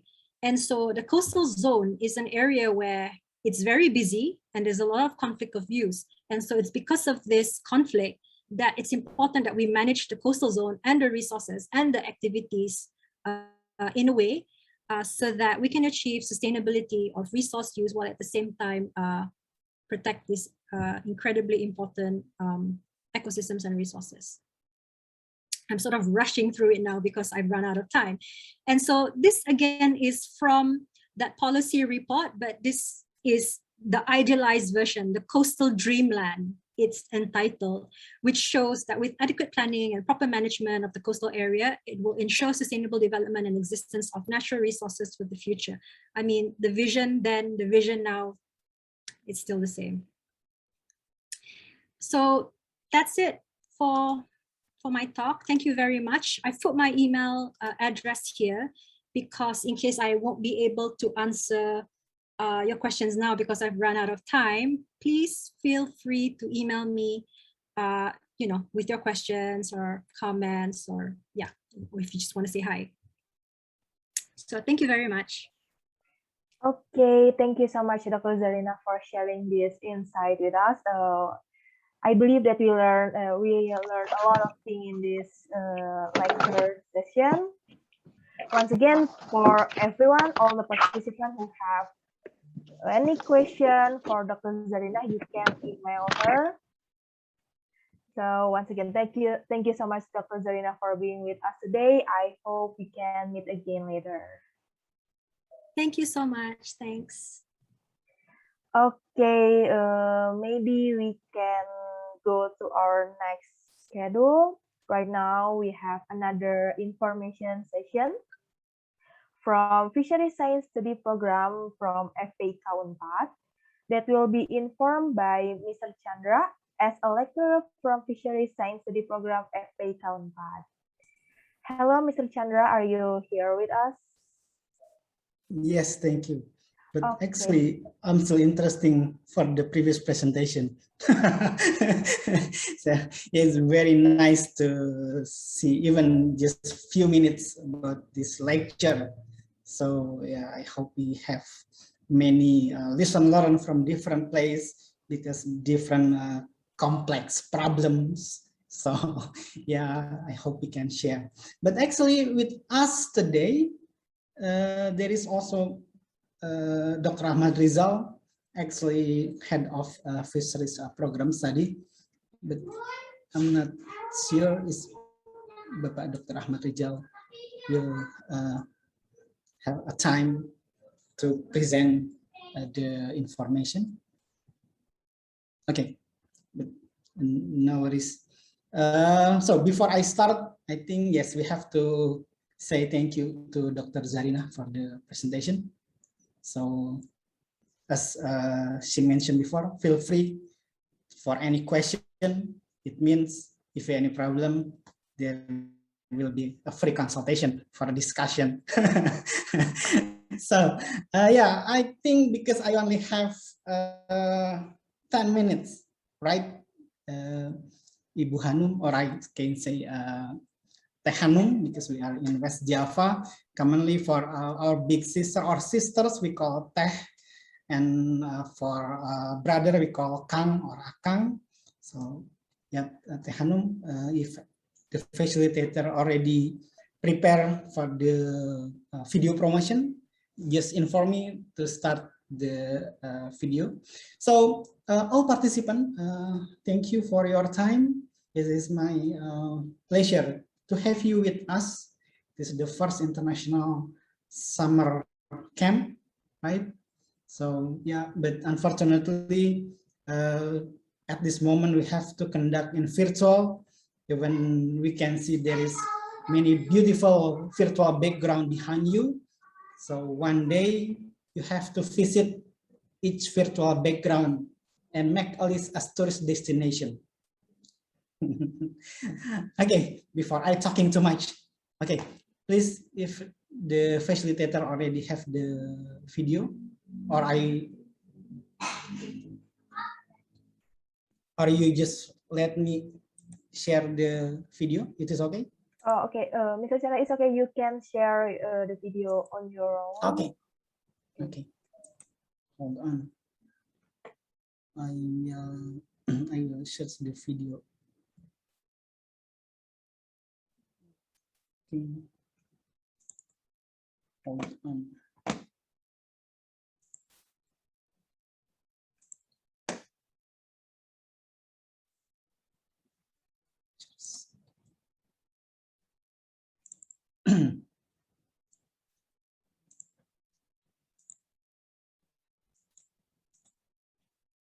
Okay, I will share. Hold on, please. Okay. So starting from now, I will share the information about the fisheries program study. Please enjoy the information. Then forget the actor inside. Okay. Okay. You can hear the voice. I'm sorry, Mr. Chandra, we cannot hear the voice. Okay. Okay. So I will restart. So, ladies and gentlemen, all participants, please be patient because yeah, it's sometimes happen during the virtual conference. Okay. Hope it will works.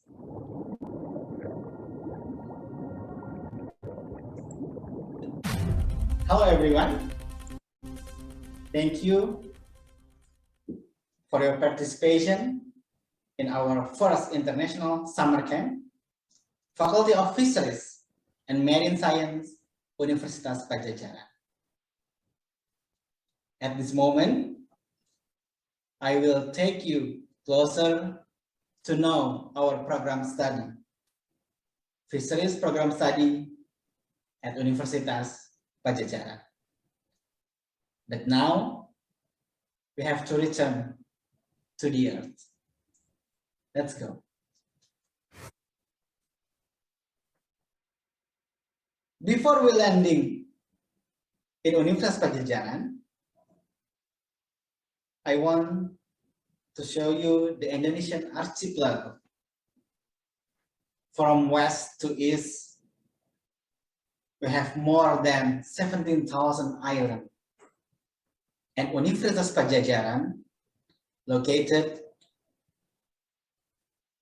on West Java province, on the red circle. Let's go to Unpad.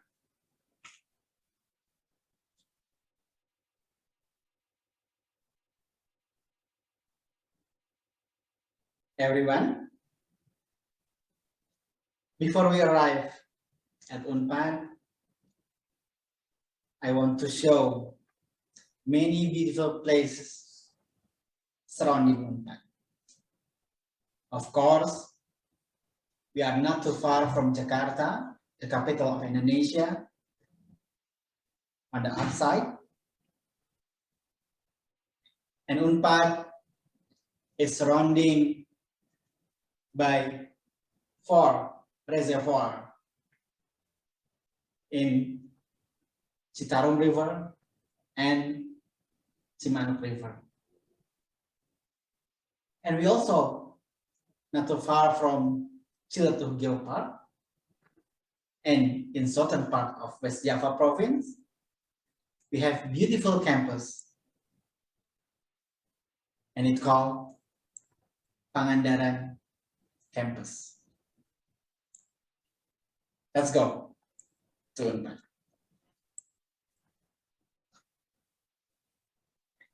Finally, we arrive at Unpad campus.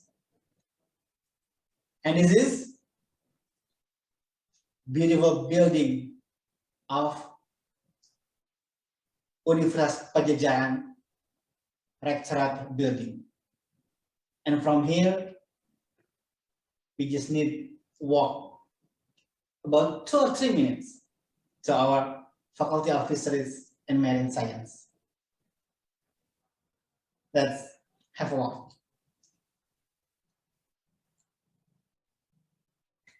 Now, we already arrived as Faculty of Fisheries and Marine Science, and we will directly go to our program study. Let's go.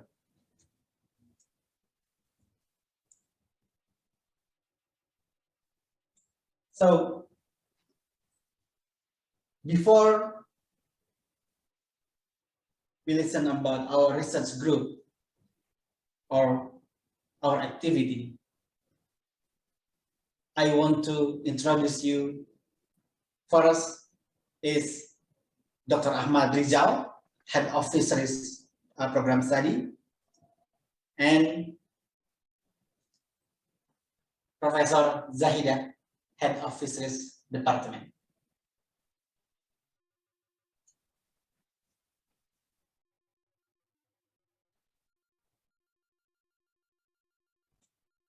In our research group, we have 4 groups.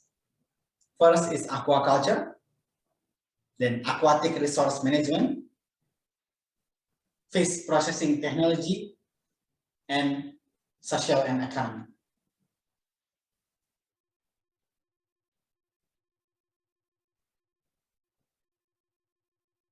In aquaculture research group, recently we are focused on biotechnology, and we develop special species like Nyun pajajaran and transgenic catfish, and of course it is supported with research facility near our campus.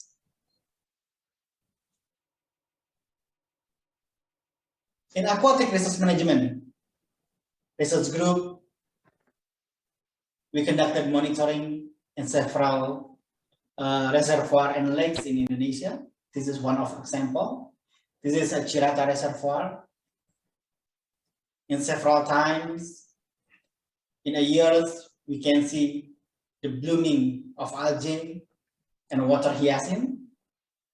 And nowadays, this reservoir was covered by aquaculture activities using fish net cage. This is one of my favorite, fish processing technology, a place when you can taste delicious product of fish. And of course, it is for your healthy and safety.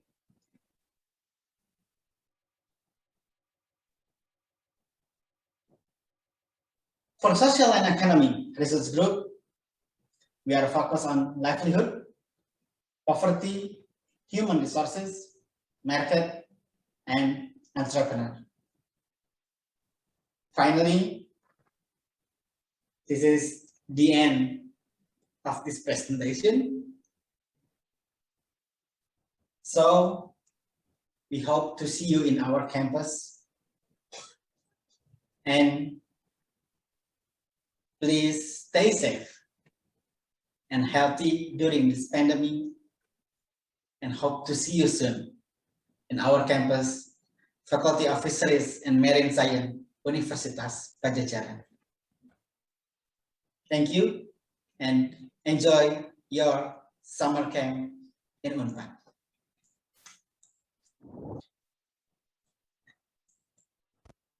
Okay, this short video, you can forget about the actor, but at least you receive good information about the fisheries program study. Okay, I will return to Mr. Hanum and Mrs. Hanum, sorry, Teh Hanum. Okay, thank you so much, Mr. Chandra, or maybe I can call Bapak Chandra. Thank you so much. Yes, that's it for everyone. That is another study program from FPK Unpad. once again, thank you so much, Mr. Chandra, for being here with us. I hope we can meet again another time. Okay, and I want to say thank you to Mr. Chandra. We got a lot of information about fisheries science program study, and as I can see in the video, that's a great virtual tour, sir. Okay. Okay.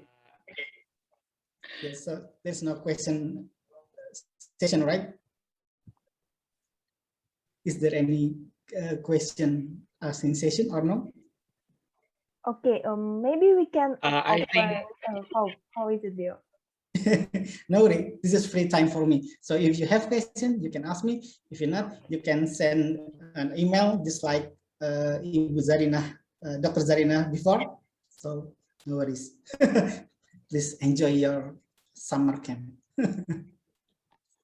Okay, thank you so much, Mr. Chandra. That's right. Maybe everyone who have a question for Mr. Chandra, or maybe for the fisheries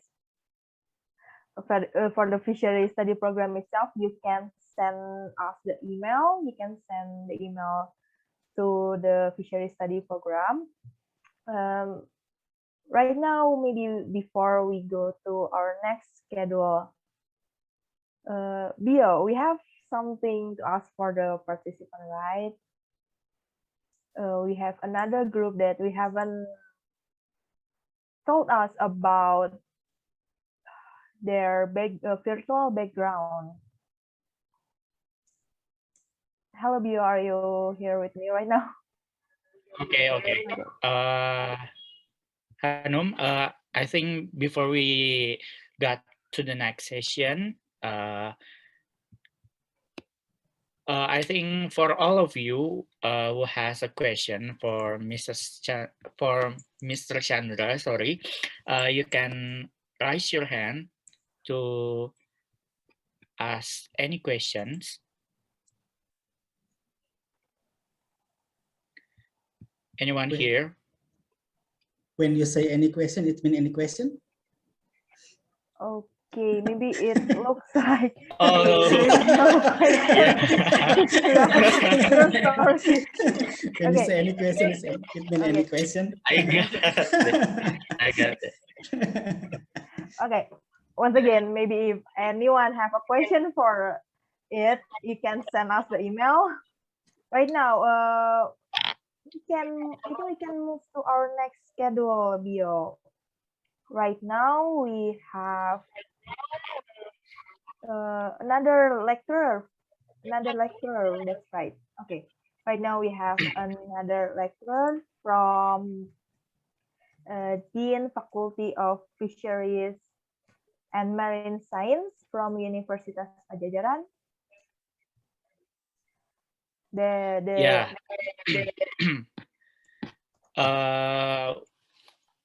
We have another lecturer from the Faculty of Fisheries and Marine Science, Universitas Padjadjaran, that will tell us about integrated marine conservation and coastal management.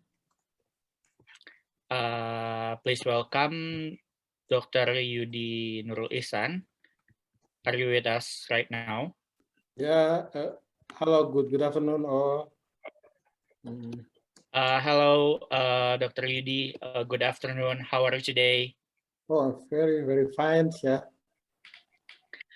Okay, Dr. Yudi, you can start give us the lecture right now. You have 100 minutes for explaining the material, and time and screen is yours. 100 minutes. It's not easy to say, to talk in English or to explain something. Yeah. It is too long. So before I start the lecture or the discussion, I will ask to the committee to set the link with breakout room. Is it possible? Yes, it is. Okay. We have prepared for room for breakout room. Okay.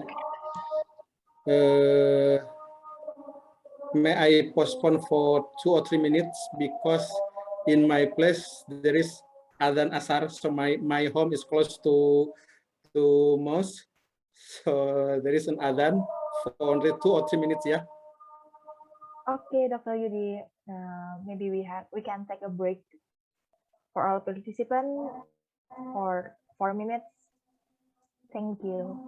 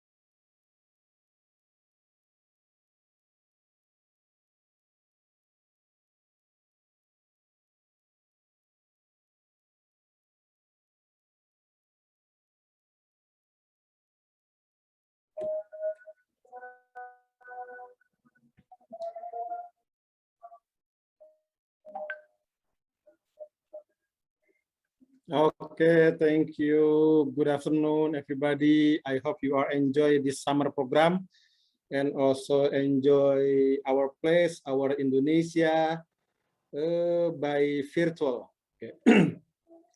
So today, this afternoon, we will talk about coastal management, about coastal conservation, and I think it will be better if we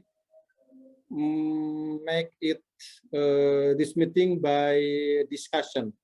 But I don't know if all of the participants has a background with coastal, or some of the participants, or nobody of the participants working with coastal fisheries and marine. I don't know. Can you raise hand who has a work with the background of marine, coastal, or fisheries? One from New Zealand. Okay. Only one? Okay, from Irish, Irelandia. Jarrah Brown. Okay, only two. Who work with fisheries, marine, or coastal? Okay. Before I continue, may I ask Adinda? Adinda Kinas ini panitia ya? Panitia, Pak. Salah.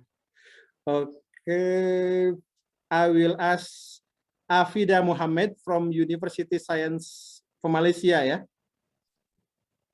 Is there Afida here? Where can I find Afida? Yes, I am. Okay, Afida. Afida, can you introduce your background, your activity, your many things of your work or your background? 1 minute maybe. Actually, I'm from University Malaysia Terengganu. Yeah. But currently, I'm doing my internship in University Science Malaysia. What is the major of your activity?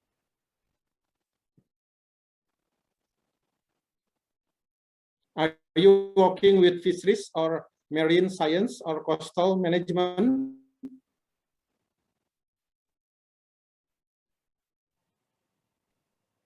I pursue my degree in Bachelor of Applied Science, Biodiversity Conservation and Management in University Malaysia Terengganu. Okay. But right now I'm doing my internship with TMAX USM in marine. Sorry. Center. Right now, I'm doing my internship in Center for Marine and Coastal Studies Okay. in University Science Malaysia. Okay, so you have a background with coastal. Thank you, Fida. I Okay, have thank been you. visited Terengganu 2 years ago. So it is nice place, very quiet and nice food. Yeah. And then one more, I will ask Jessie Kim from Vietnam. Hello, Jessie Kim. You hear me? You hear me? Jessie Kim.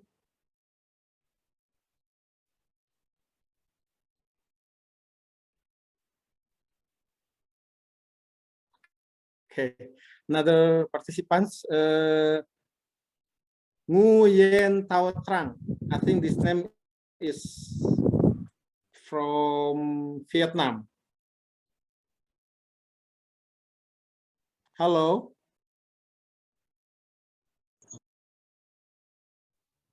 Hello, sir.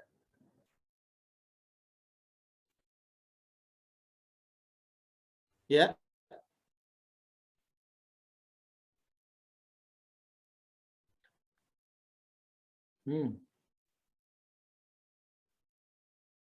Okay, another participants from Vietnam.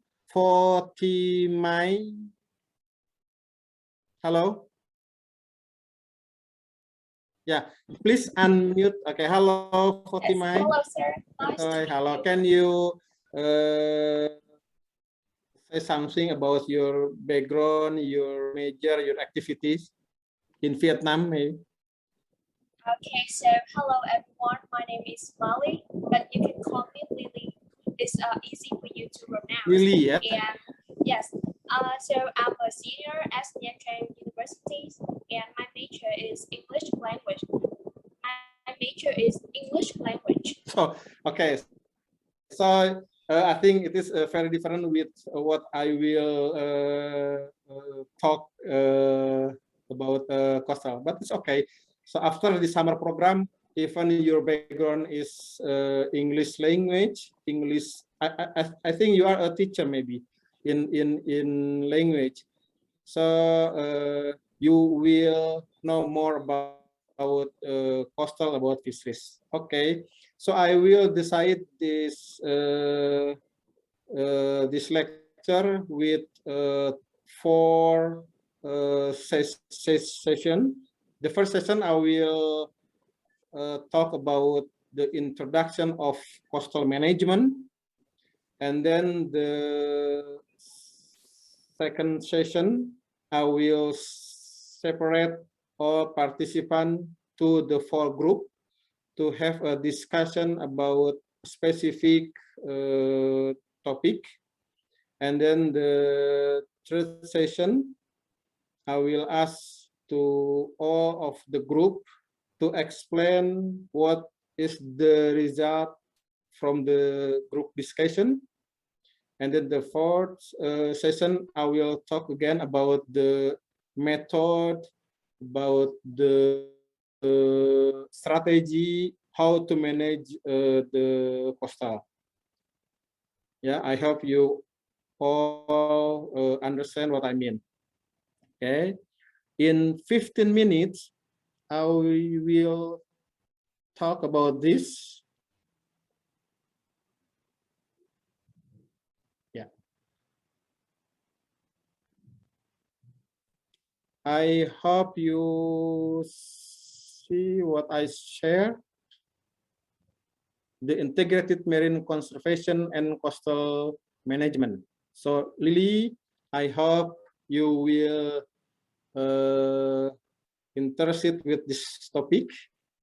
And then after you come back to your daily activities, you will remember what is the coastal management, because Thailand also one of the country who has coastal, who has fisheries activities, and I think we have to think together to have a strategy to transform the coastal and marine become a place, become the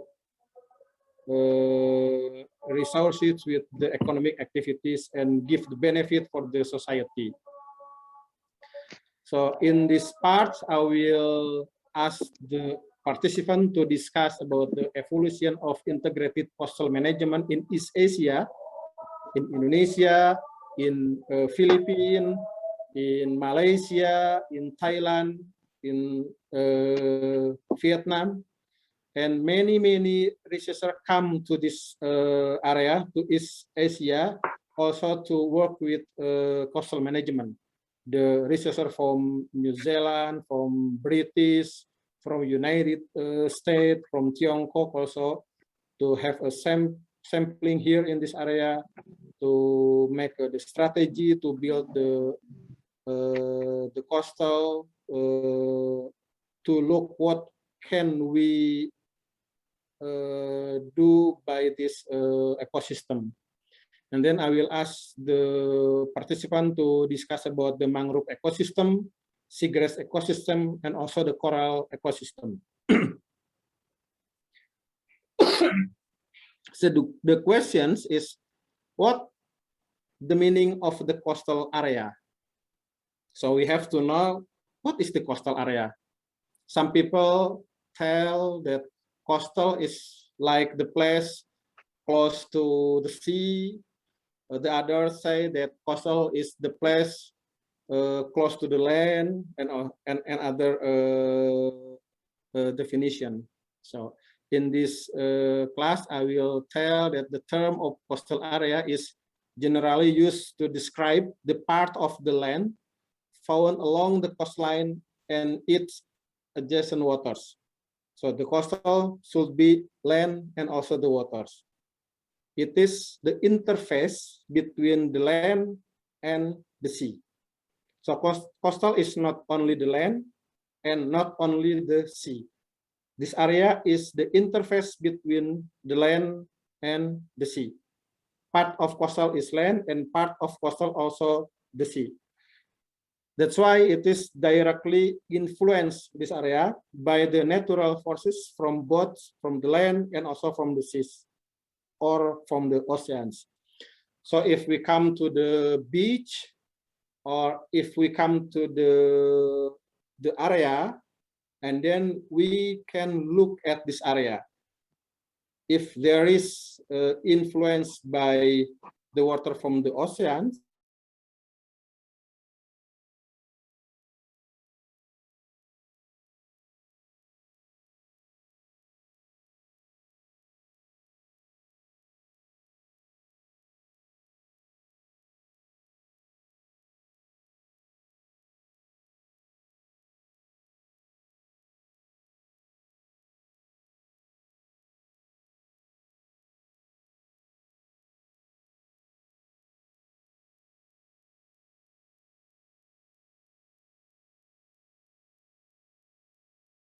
the renewable resources like fish, shellfish, and other marine organism or marine product.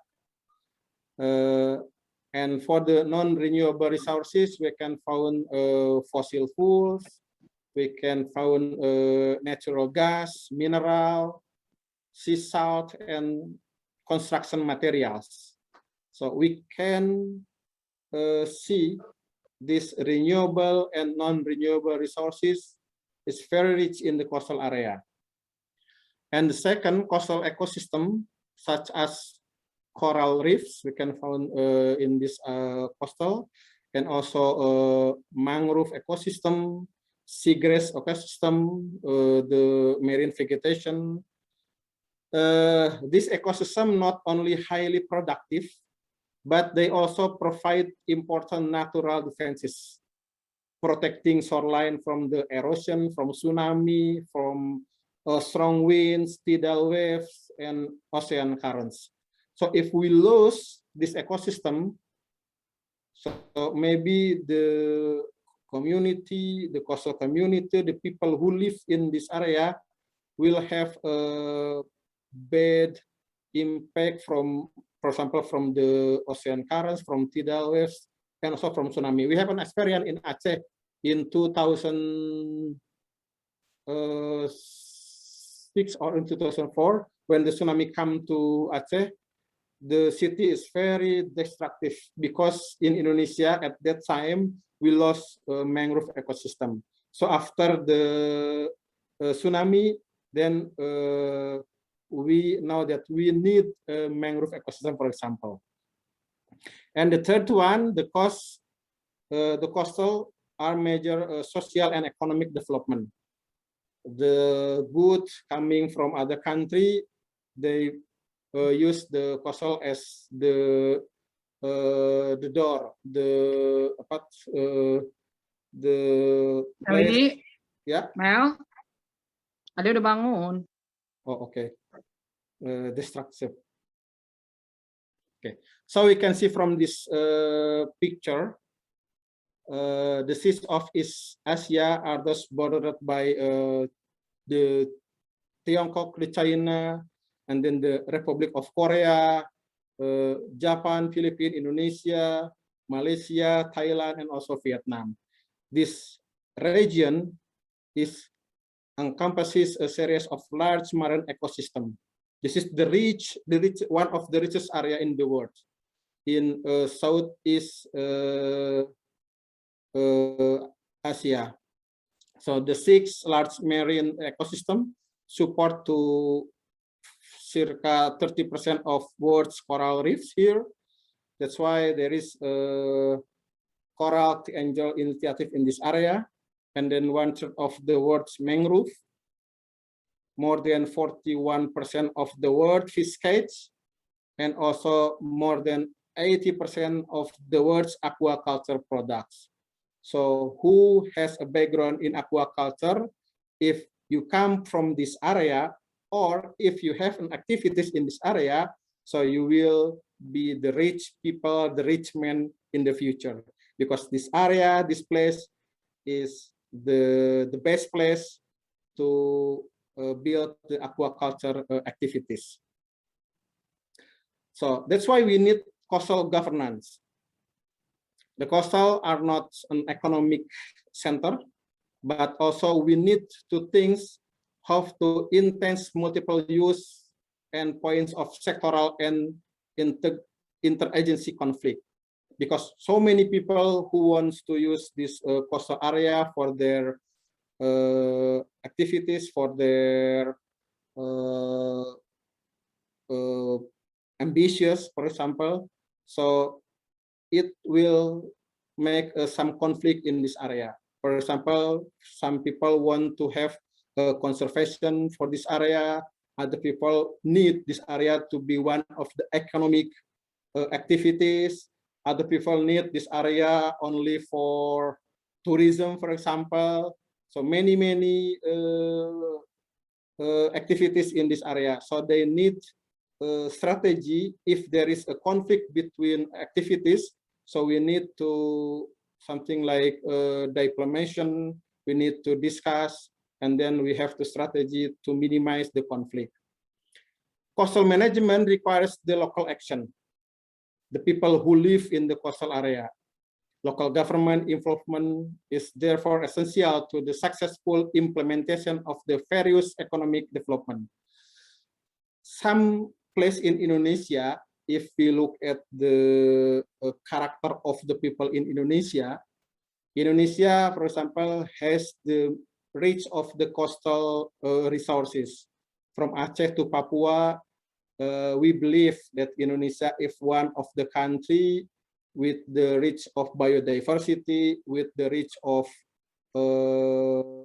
ecosystem resources, rich with the beautiful place of the coastal. But the other things, the people who live in the coast area also known as the poor people. So it is paradox. In one things, this area is rich of the resources. The other things, the people who live in this area known as the poor people, not welfare people. In other things, the various economic coming from other place. So who enjoy the coastal area commonly coming from other place. So that's why we need the local action, local government who has involved in the activities in the area. So to have the strategy, the better strategy for integrated coastal management, so we need to things to have what is it balance between terrestrial environment, human activities, and also marine environments. So that's why how to make it a balance. If we look from ecology, economic, and also for social activities. So management system following an integrative, holistic approach and an interactive planning process in addressing the complex management in the coastal area. Human activities are the third major force influencing the health and integrity of the coast. So we need to think how to make the activities, the strategy with the balances between terrestrial environment, human activities, and also marine environment. So now we go to the integrated coastal management initiative in East Asia. So I think this is information also collected from the coastal area from some countries in East Asia, from Indonesia, from Philippines, from Thailand, and also from Vietnam, who has initiative with the integrated coastal management since, I think, since 1980. The purpose of the integrated coastal management is to increase the efficiency and effectiveness of coastal governance in the term of its ability to achieve the sustainable use of coastal resources systems while allowing economic development to process. The concept of integrated management received considerable support, especially after the 1992 by the United Nations Conference on Environment and Development. And then in the Southeast Asia was exposed to the concept of coastal management after the US initiative in 1972. So there is many projects coming from United Nations, from US initiative to put some money to realize the project in coastal in Southeast Asia. So that's why the following of the ASEAN or US initiative, number of the other coastal resources management project were funding by Asian Development Bank and also from the World Bank. So many activities, many projects in East Asia to apply the integrated coastal management. So this picture will be the object for making discussion. First, all of the participants know what is the terms of the coastal area. And then all the participants also know where is the coastal area, what is the coastal area, what kind of activities done in coastal area, what kind of economic activities can give as a benefit from the use of the coastal area. So if we divided the coastal area to for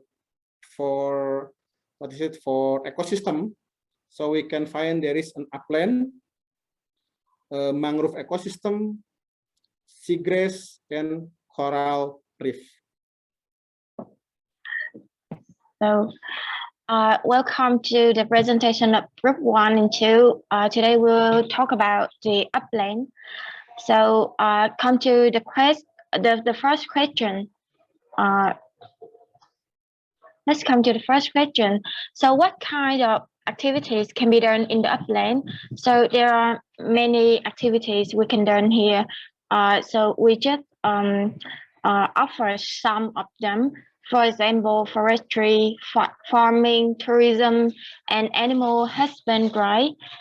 And the next question is, why do we need the upland? The most simple reason is that this is where we live.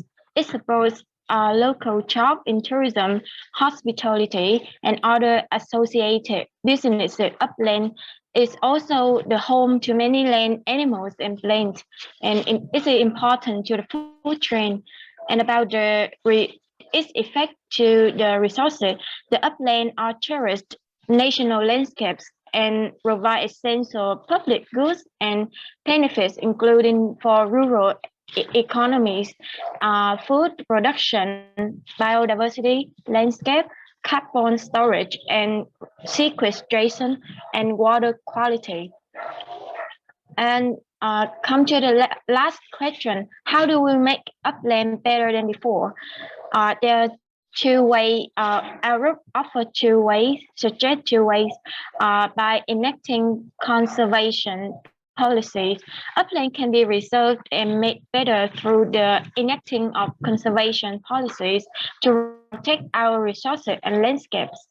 The second way is restoration. What we need is landscape scale habitat restoration, which will deliver a wide range of public benefits. This can work effectively through a collaboration between landowners, public bodies, and local communities. Next slide, please. And we have more suggestions. Is that practice good upland management to protect soils and benefit from sustainable stock carrying capacity, reduce risk of soil erosion, conservation of landscape character, reduce risk of flooding, improved habitats, and quality fisheries. That's it, the end of our presentation. Thank you for listening. Yes, it is nice results from Anne from the upland group. Thank you, Anne. I think I have to give a big applause to the group 1. Okay, thank you. So we can see there is so many economic activity and also so many problems after the activities. So many industry we can develop, human can develop in this upland, but also we have to think to use conservation policy and many things as a strategy to make a better in the future. Thank you, Anne. And then we go to the second group, mangrove group. who is the leader from the mangrove group? This is me. Okay. My name is Jin. Our topic is what is the use of mangrove? What we can do for help mangrove? Why we need to protect mangrove? And the last question is how to make it better. So I will start with the first question. What is the use of mangrove? Mangrove help us prevent direct flood damage and protect the people, reducing damages. The mangrove can help us. Mangroves can remove salt from the tissue or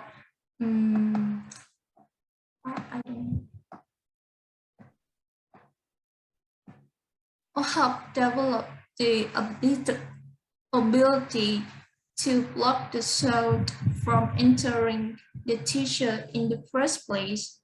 And there's a lot of furniture, it's wooden furniture, especially mahogany furniture is very expensive furniture. And according to my friend's experience, mangrove habitat usually got destroyed to make more land for grain farming and fuel. We move to the second question. What we can do for help? We can use our voice. Mangrove forests help us produce more carbon than tropical rainforests, and without them, carbon dioxide levels and global heating will continue to rise rapidly. We can help educate others by sharing this blog with our friends, family, and the rest of the world. According to my friend experience,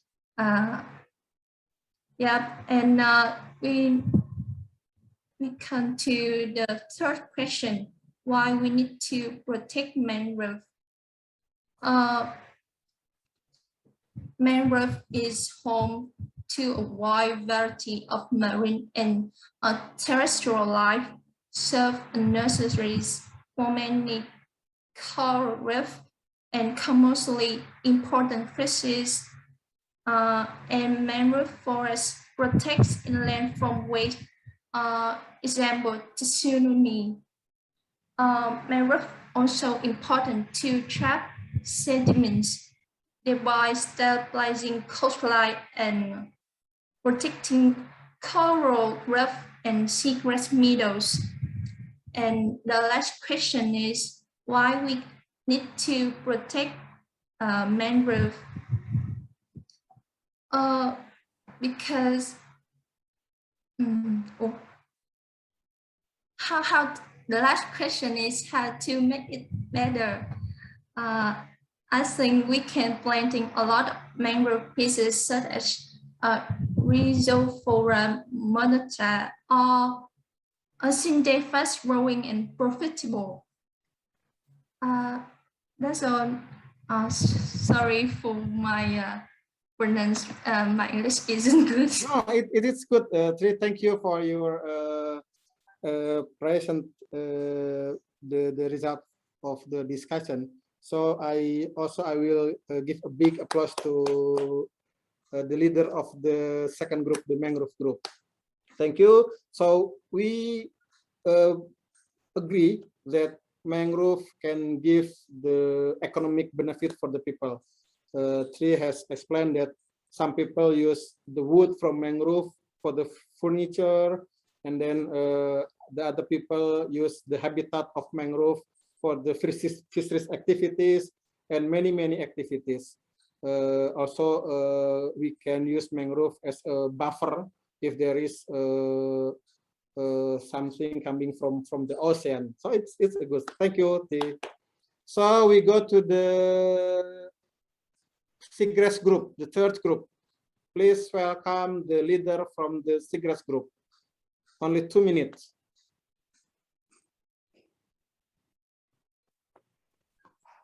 Can you see the screen, by the way? Yeah. Yes. Very Okay, clear. thank you. Wow.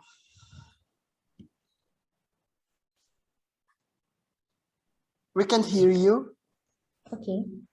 Firstly, I would like to give the introduction of what is seagrass bed. First thing, seagrass is an underwater ecosystem formed by seagrass. It is the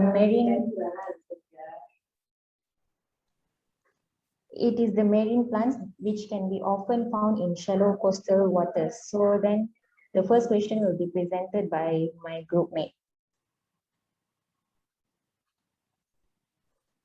All right, hello everyone. Have a good day. Today, my name is Maisara and I'm from Malaysia. All right, today my group 5 and group 6 will present about the activities are able to do on seagrass bed. All right, for your information, seagrass leaf also absorb nutrients and slow the flow of water, capturing sand, dirt, and seed particles.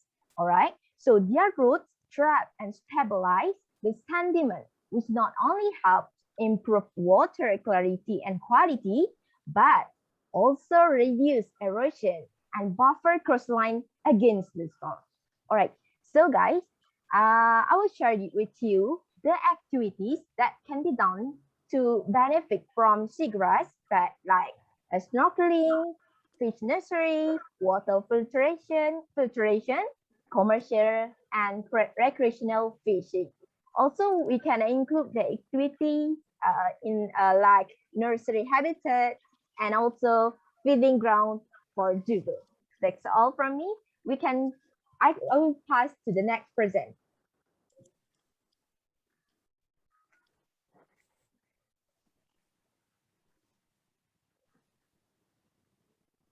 All right, hello? the second presenter, welcome. Tivia. Yeah. Okay, about on how seagrass are important to us. There are actually many importance of seagrass to our daily lifestyle. First thing, although they often receive little attention among the community members, yet they are one of the most productive ecosystem in the world. They tend to be the most important, one of the most important thing, but not well recognized. That's the main problem. And then seagrasses tend to provide shelter and food to an incredibly diverse community of animals, where even from tiny invertebrates to those large fish, crabs, turtles, marine mammals, and even birds as well. Seagrasses provide many important services to people as well, but many seagrasses meadows have been lost because of human activities such as overboard trafficking, snorkeling, and stuff. So work is going around the world to restore this important ecosystem. So that means there are still people that working on it to overcome those problems.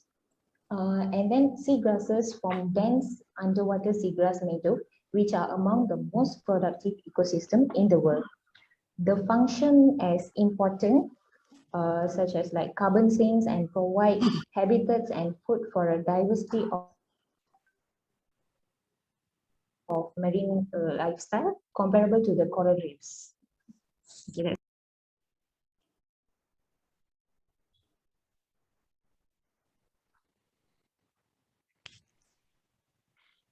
And hello, welcome, Song Hương. It's your turn.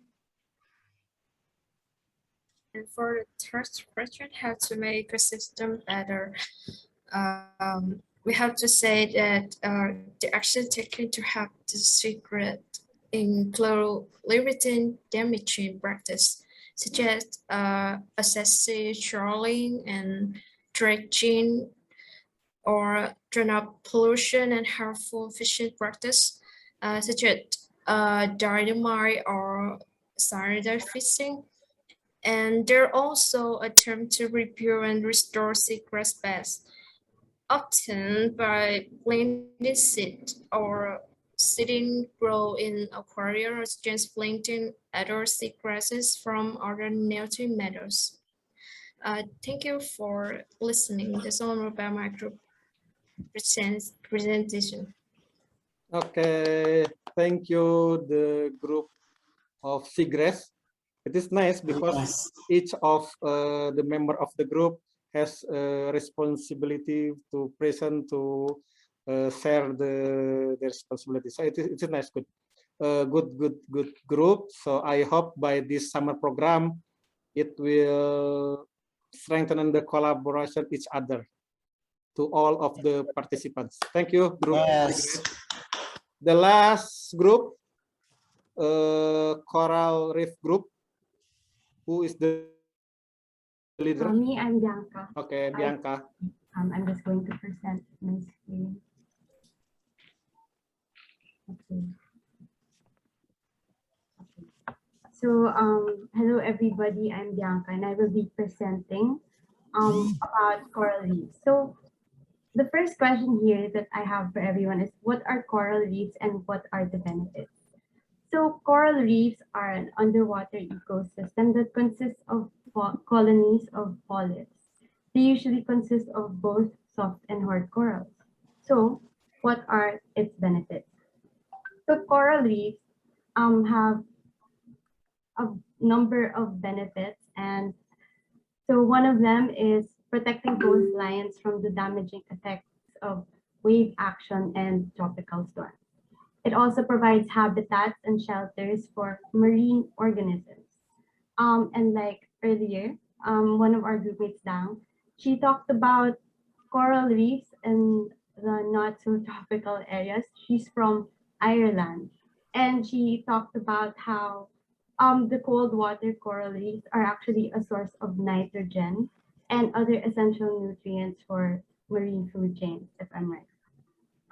It also assists in carbon and nitrogen fixing with nutrient recycling, along with nutrient recycling.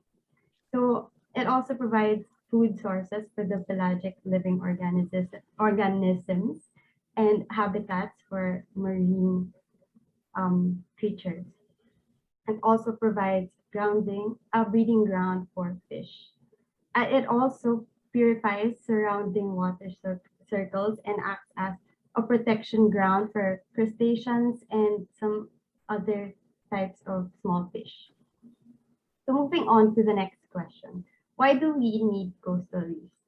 So the first, from what we've discussed as a group, we would say that it's pretty similar to its benefits.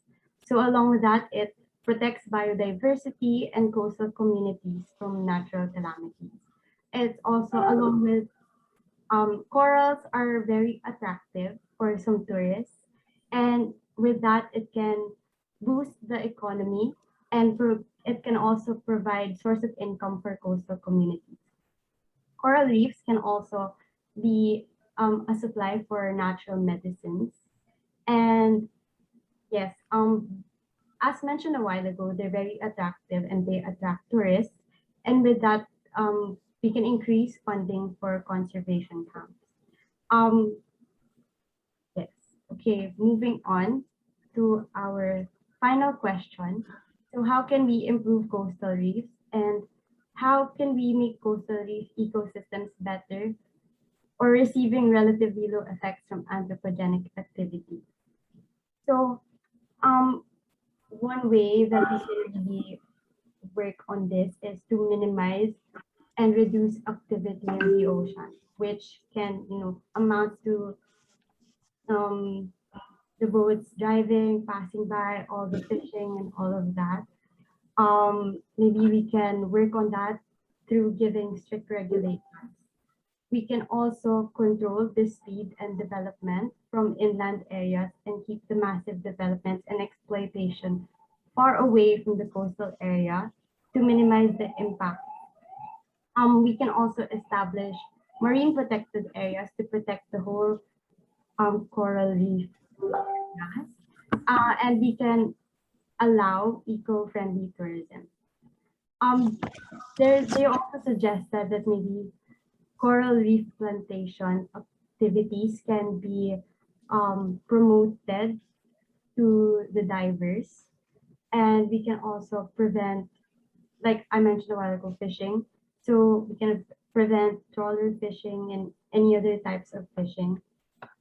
We can also do an experimental design on methodology and conserve atolls, and maybe through transplant and replanting of coral reefs. With this, we can also involve more NGOs and local stakeholders to create and develop some programs in order to restore these coral reefs and to further conserve them. We can also minimize the usage and exploitation of industrial application of coral-based products. I think one of our members talked about using sunscreen, and I guess there are a lot of ingredients that are very harmful to coral reefs, and one simple way that we can help with that is just by switching from using normal ones to reef-friendly sunscreen.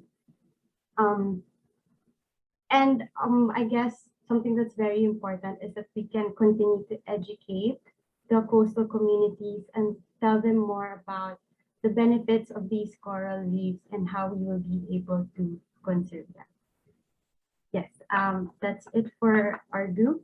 Thank you very much. Thank you, Bianca. Big applause for the group and for all of the group. I think it is a nice discussion, nice presentation, and we believe that the coastal area, all of the ecosystem in the coast area has a pressure because the impact of the anthropogenic activity, the industry activity. So we can have a summary that there are pressure to this area, to this ecosystem. So I will continue. I still have, I will ask to the committee for 10 minutes to before the end of the class, yeah, 10 minutes, because I still have another presentation actually.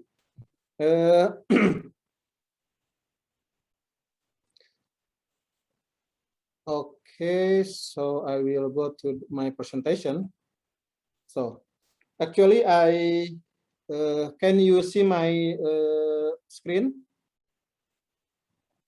Yes, we can see it, Dr. Yudi.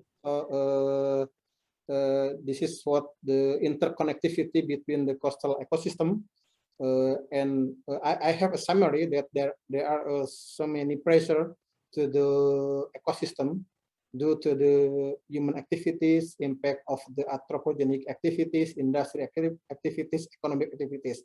So that's why integrated coastal management is important for the area better in the future. So, and we need the collaboration from all of the stakeholders. Okay.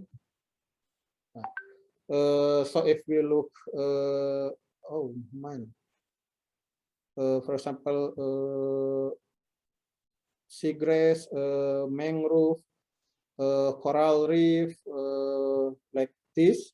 So, but I will jump to the method, this one. So we need things to have or to prepare the strategic,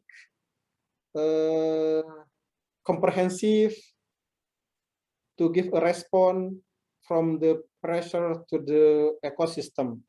So there are actually I want to explain two methods.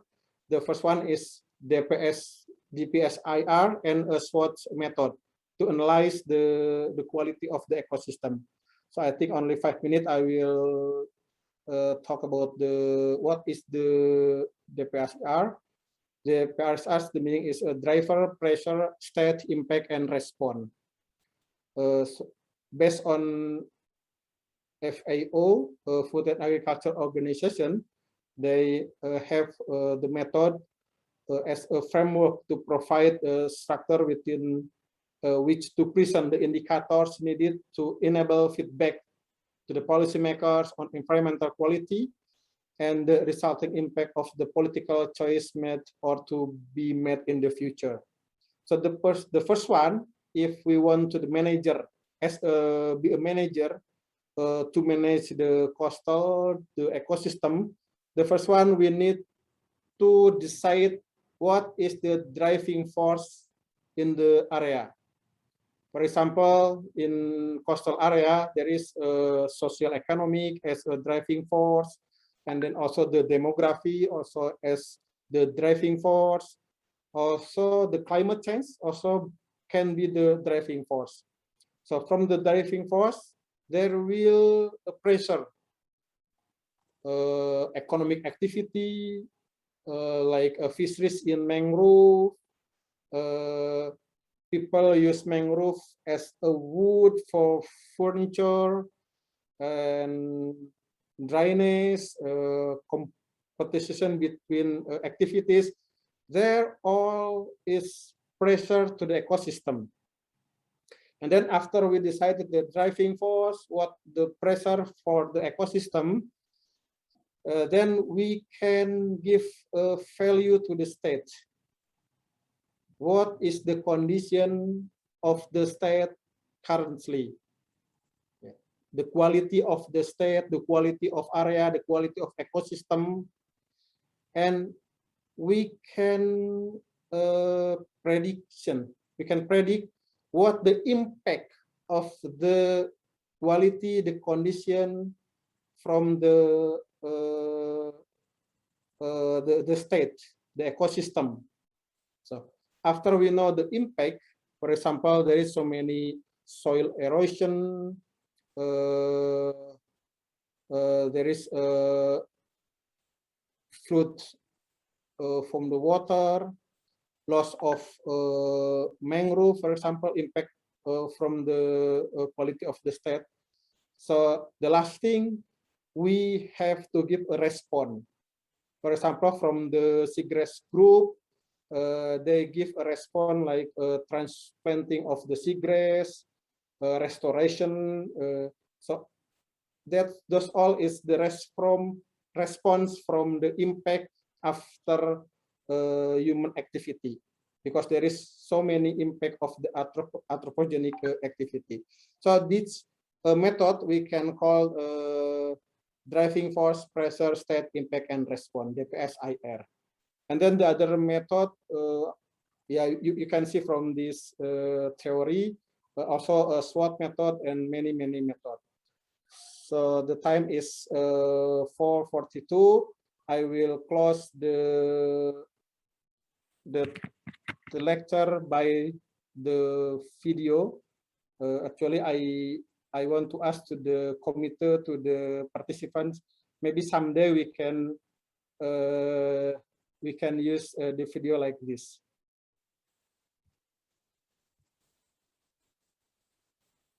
Hmm. 1 minute.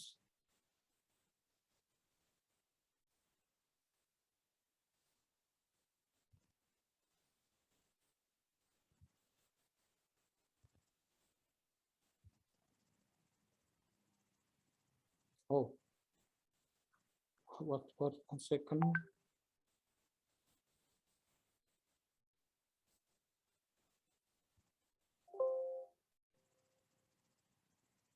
Oh, okay. No.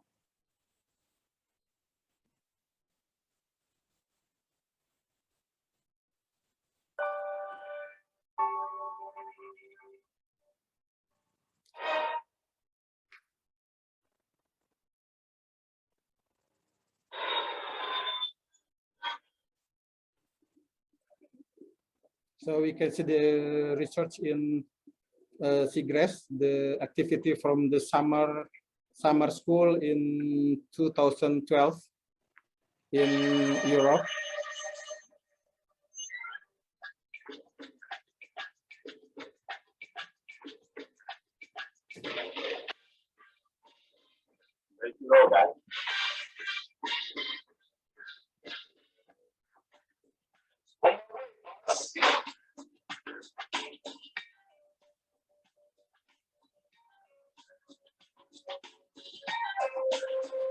Time to what?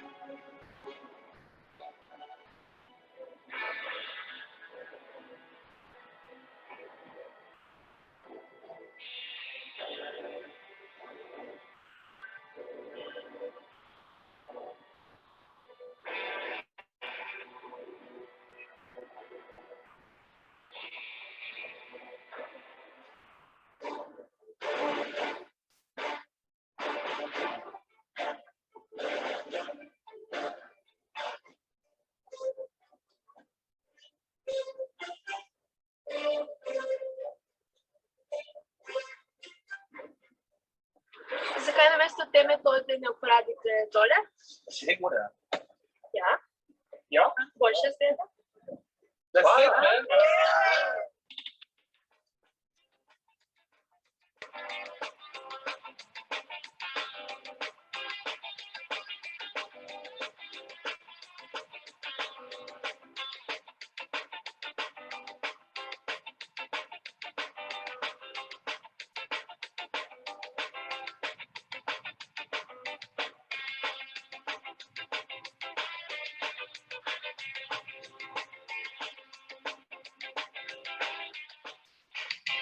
Our results show that the marinas have a negative influence on the seagrass, since the mooring buoys don't allow the seagrass to grow around it, as well as decrease the light conditions due to both presence and high levels of suspended particles.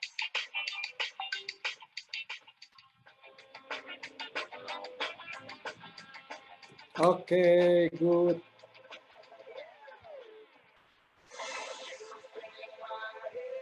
Okay, so the video is, I present the video to close our lecture today. So I hope you can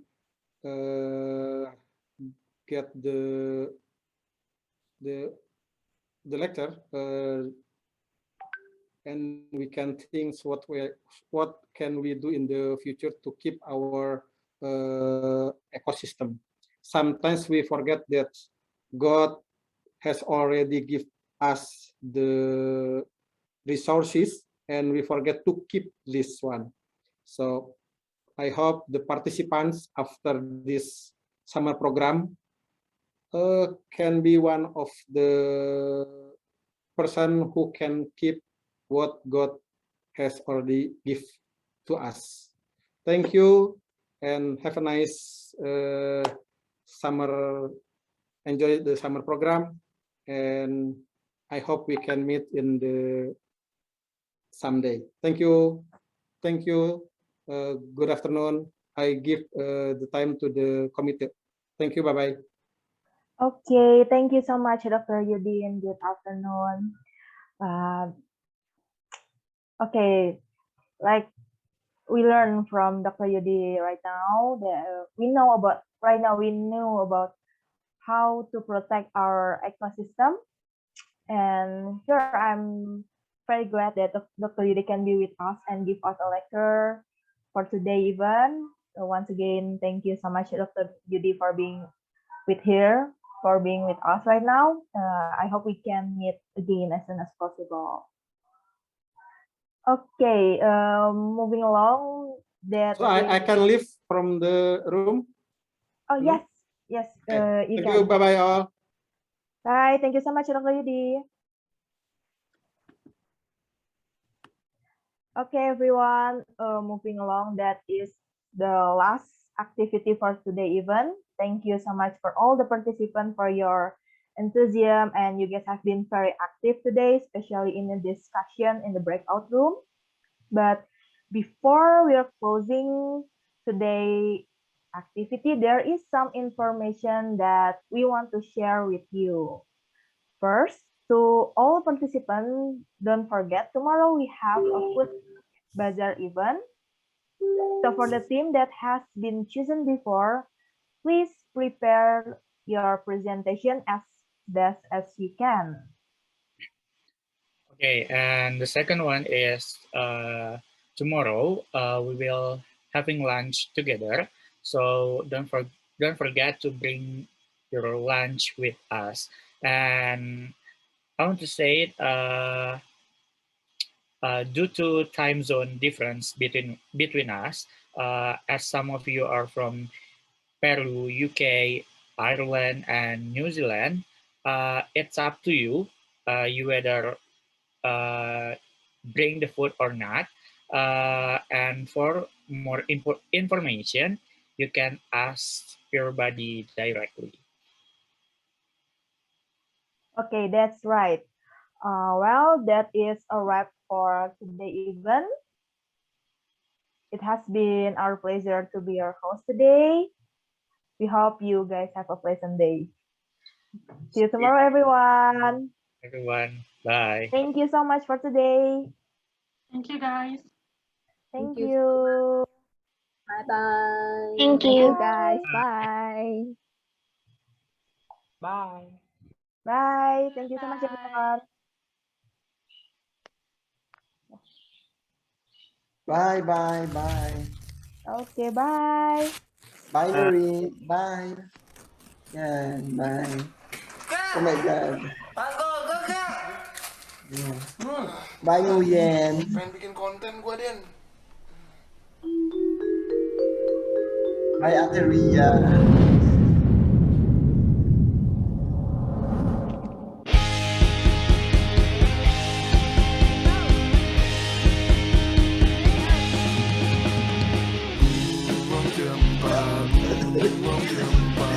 Megah di Aceh, burung telebek, indah lagunya. Indung-indung kepala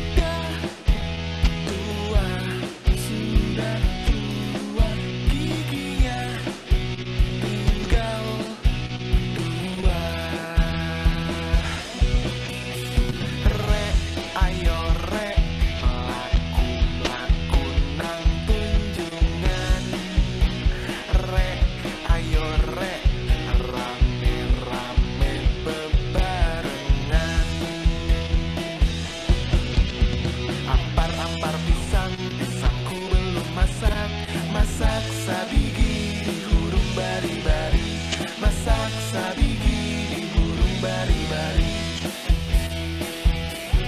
Nenggelis pujaan akang, nenggelis akang hoyong tepang. Upami teu aya pamengan, langkung sae urang tunangan. Gelang si paku gelang, gelang si rama-rama. Mari pulang, marilah pulang, marilah pulang bersama-sama.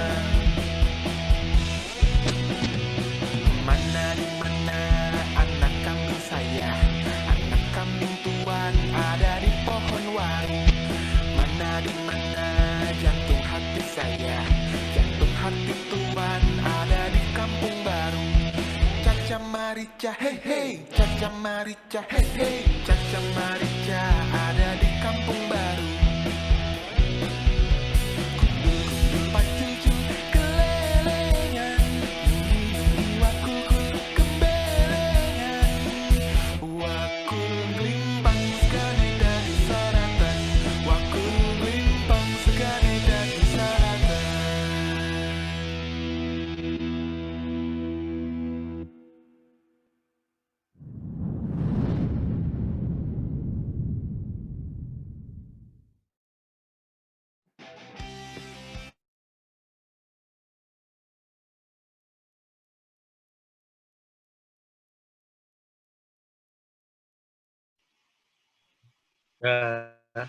Okay, maybe that is the last song that we will